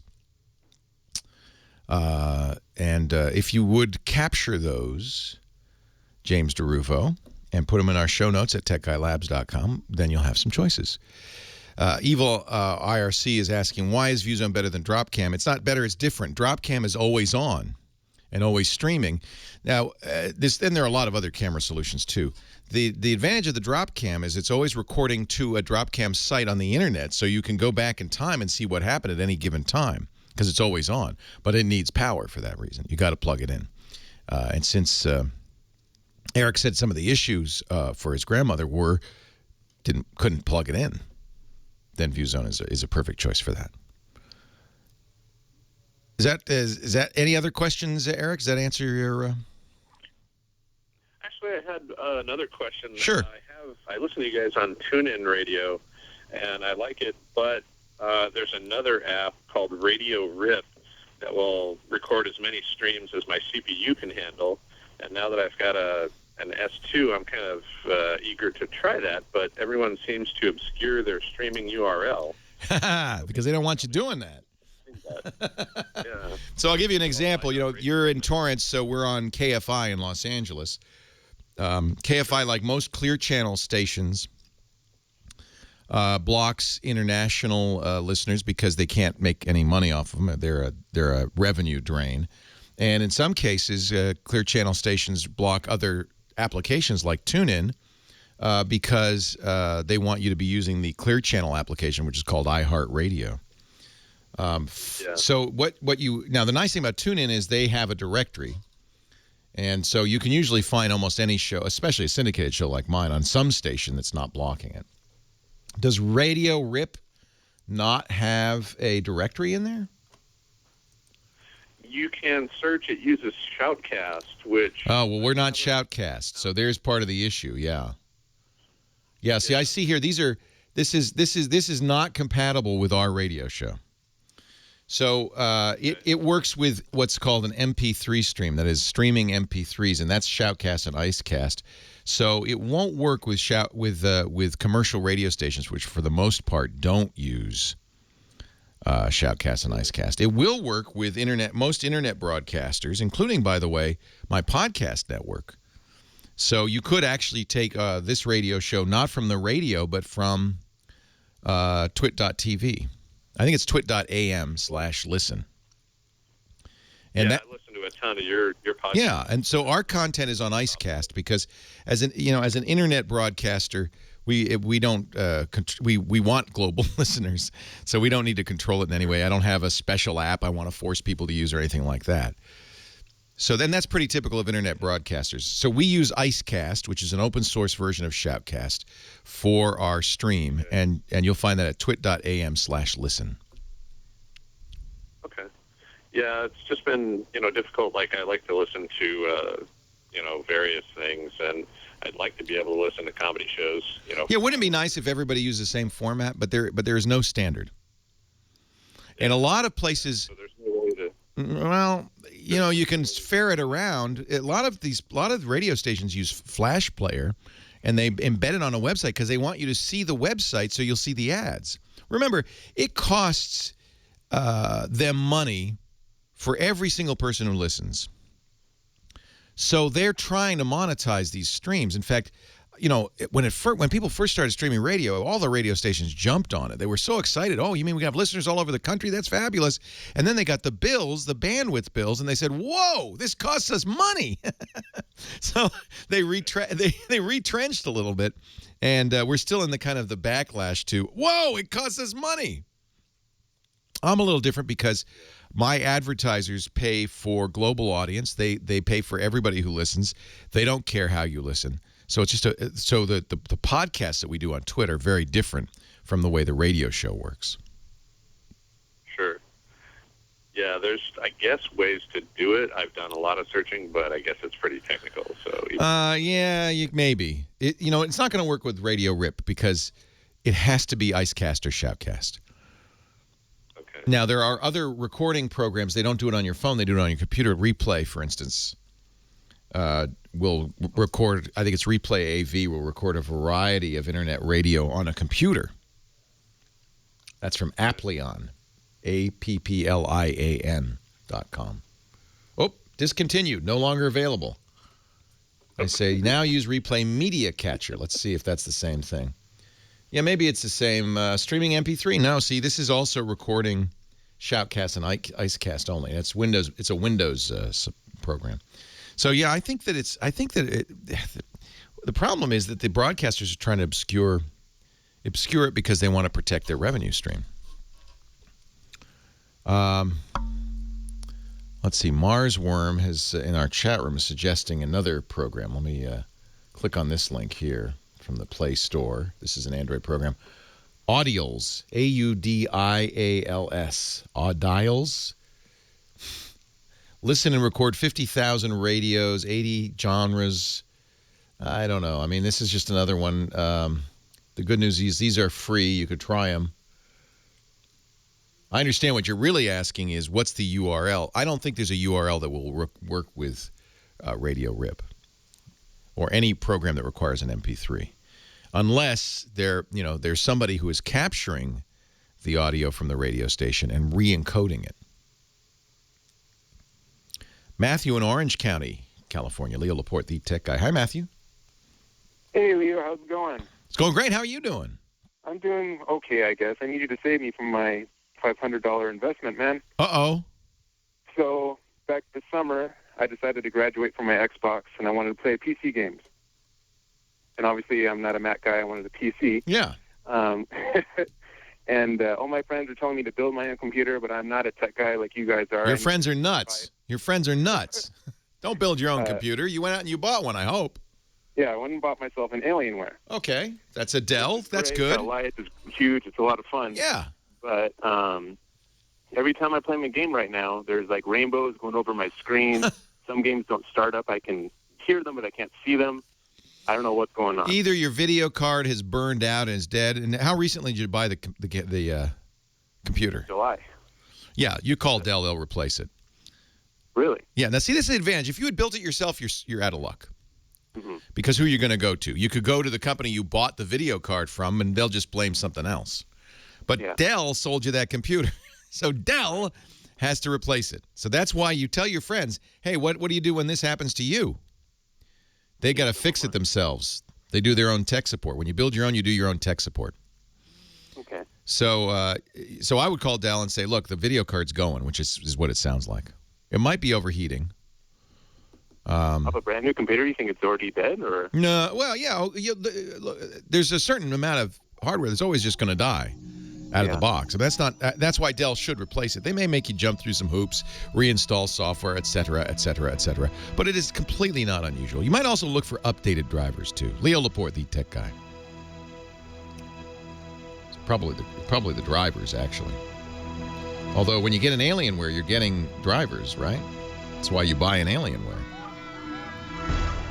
It's fun building your own, but you're warrantying the computer, not... I made a resolution this new year to be... So now you're responsible. Work smarter and to spend less time... Aereo. So what the heck happened on that game? That was something. Nope.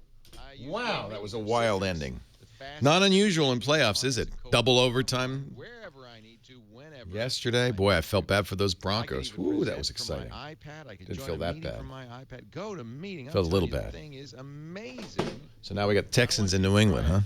It lets you share the same screen so you can collaborate on documents in real time. And that video conferencing means you're making that connection, that visual connection too. You're seeing your clients and colleagues just like you were in person. Will you please try GoToMeeting?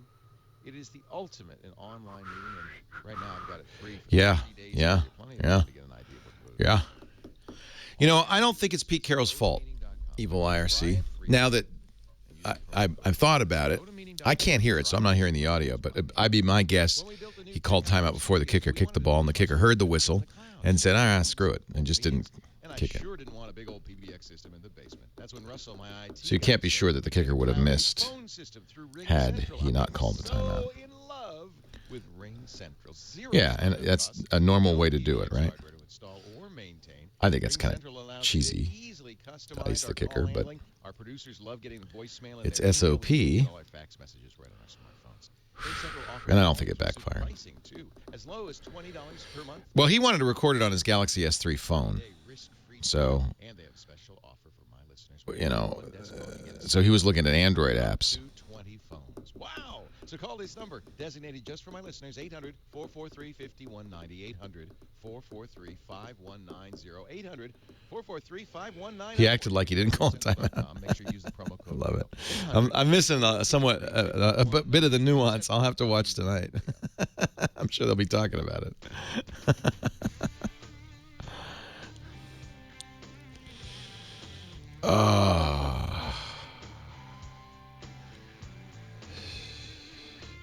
No, in fact, there's a very good antivirus called Kaspersky that's Russian. I mean, I guess in theory.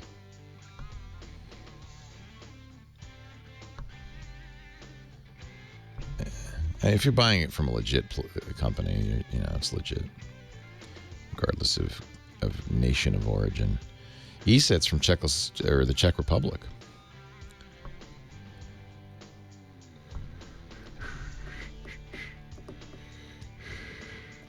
Kaspersky is good, except that they don't do, unless they've changed things, they don't do heuristics. They only do definitions. Maybe they've changed things since, but I think it's a little limiting. Makes them fast and lightweight, but I think it's a good company. Stay away from Norton and McAfee, and you're probably all right on everything else. So we're going to do a unboxing of the new iMac, the razor-thin iMac, right after this show. Stick around. And then it's Twit with Will Harris, Roger Chang, and Father Robert Balliser.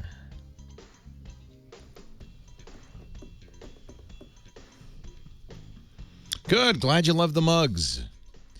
We did not find a Visa mount, but, I don't think it's going to be a problem. I think we'll just put it on its normal stand. Robert and Will are in studio. Yeah, I think they're all in studio. Are they all in studio? Think so. Means I'll be breaking out the whiskey. Headed to New Orleans. Yeah. Maybe. You just got to get by Falcons.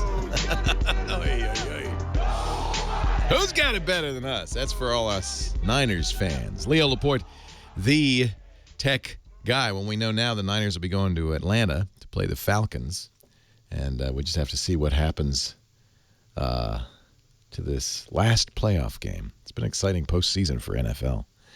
8888 Ask Leo, last segment of the day for the tech guy. Be back next weekend, as always, talking about all the technology. Fred in New Jersey, you're next. Leo Laporte, the tech guy. Hi, Leo. Welcome from New Jersey. Thank you. It's nice to talk to you. Much of my family originates in New Jersey, from New Jersey. Oh, that's... I'm a Jersey boy myself. How many bad things they say about it? Hey, I like New Jersey. Don't knock New Jersey. My grandma lived in New Jersey. Yeah, you just got to see Chris Christie on the cover of Time magazine. He looks like Soprano. He does look. It is kind of playing to a stereotype, but I would never say that. I'm glad you did, not me. It's effective, though. It works. Yeah. I have a dilemma. I connected my iPad to my laptop, where all my pictures reside on Picasa. And I wasn't even trying to import pictures. I was trying to get my songs synced up through iTunes. Uh-oh. Because I could see my songs on my iPad, but they were gray. I couldn't click on them. Yeah. But they said I had to hardwire or whatever anyway. And I had iCloud and everything, and I'm not the biggest techno whiz with all that stuff, but it imported all the pictures from my laptop. Right. And some of those pictures, in my exuberance of like 30 years ago, I took couple pictures of my then girlfriend and now my wife, like topless. And you don't want them on your iPad. Right. You open up my iPad and no, that's bad. So go back and connect your iPad to the computer once again. When iTunes pops up, go to the iPad, the settings for that iPad, and uncheck photos. It'll delete them all. It will. Yeah. I will try that then. That's great. If you're going to have that in your show notes or whatever. Yeah, we'll put that in the show notes. It's pretty straightforward. Okay, this is like critical because my wife... Yeah, your wife is going to kill you. Hey, at least it's your wife and not some other girl. No, it's my wife, but I don't mind, pictures once. I had them in like a hidden file on my Picasa. Yeah. See, so I'd be more worried about PhotoStream because you don't want those shared around the network. So make sure PhotoStream's turned off, and if they got into your PhotoStream, delete it. And then on Picasa, make sure it's not uploading them to Picasa Web. Oh, no, I don't have that happening. I was just trying to keep them on my computer. And I actually talked to your chat room, and one of your helpful guys in the back of the room said, send me the pictures. Yeah, I'll delete them for you. Yeah, it's very helpful. Yeah, send them over here. I'll delete them. No, I think what you want to, from now on, what I would suggest is put them in a separate folder. Do not index them with Picasa Web or anything else. And in fact, what I would suggest is encrypting that photo with a password so that only you can open that folder. Wow. Well, it was kind of work set up that way in Picasa. It was set up with a password on a hidden file. Good. Hidden folder, but it took iTunes took them and just took everything. Well, then that's the point, and that's why you want to put them in a folder and encrypt them, because then iTunes can't get to them. Oh. All right. Yeah. I thought it would be protected because it was in that hidden folder. Yeah, you'd think so. I guess Picasa is not as careful as I might want it to be. Right. It just went through and it just took everything and dumped it right onto my iPad. Make sure you don't have another copy of those pictures somewhere else. It may not have found them there. It may have found them somewhere else. Oh, boy. Well, that opens a whole can of worms. Let's not open the can of worms. Let's just resync.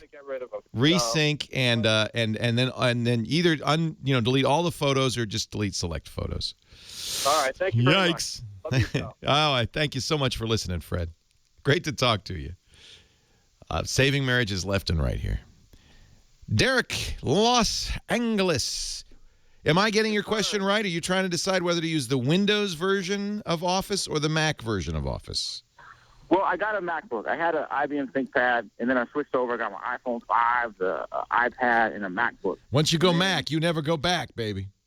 Well, my friends are telling me that the MacBook Excel version won't be able to handle the advanced financial functions. That's not true. That's not true. It's essentially the same. What is true is that the keystrokes are different and so forth. Okay. But I don't think there's anything you can... Now, you already own Office for the PC. If you've got a copy of Windows lying around, might as well install Boot Camp.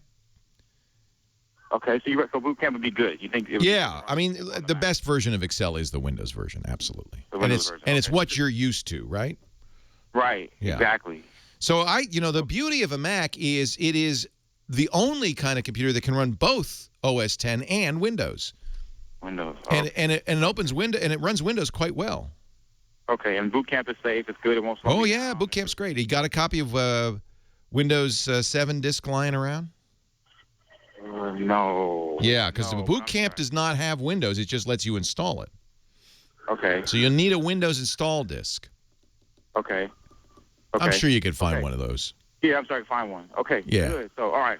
Thank you. Thank you, Derek. Love you. Thank you, Derek. Very kind of you. I love it. By the way, there's an additional next step if you want, and the chat room's reminding me, Euchre in the chat room's reminding me, once you've installed Windows in Boot Camp, now you have basically one hard drive with 2 partitions. You can, when you first boot up, choose Windows or Mac, but that might not be as convenient as you want. If sometimes you just want to run a Windows program while you're running the Macintosh operating system, OS 10, you can do that. VMware, Parallels, both will see the Boot Camp partition, say, oh, you already have Windows installed. Do you want me to use that? You don't have to install a second copy of Windows. It lets you run Windows inside of Mac and as a standalone OS, and that's nice.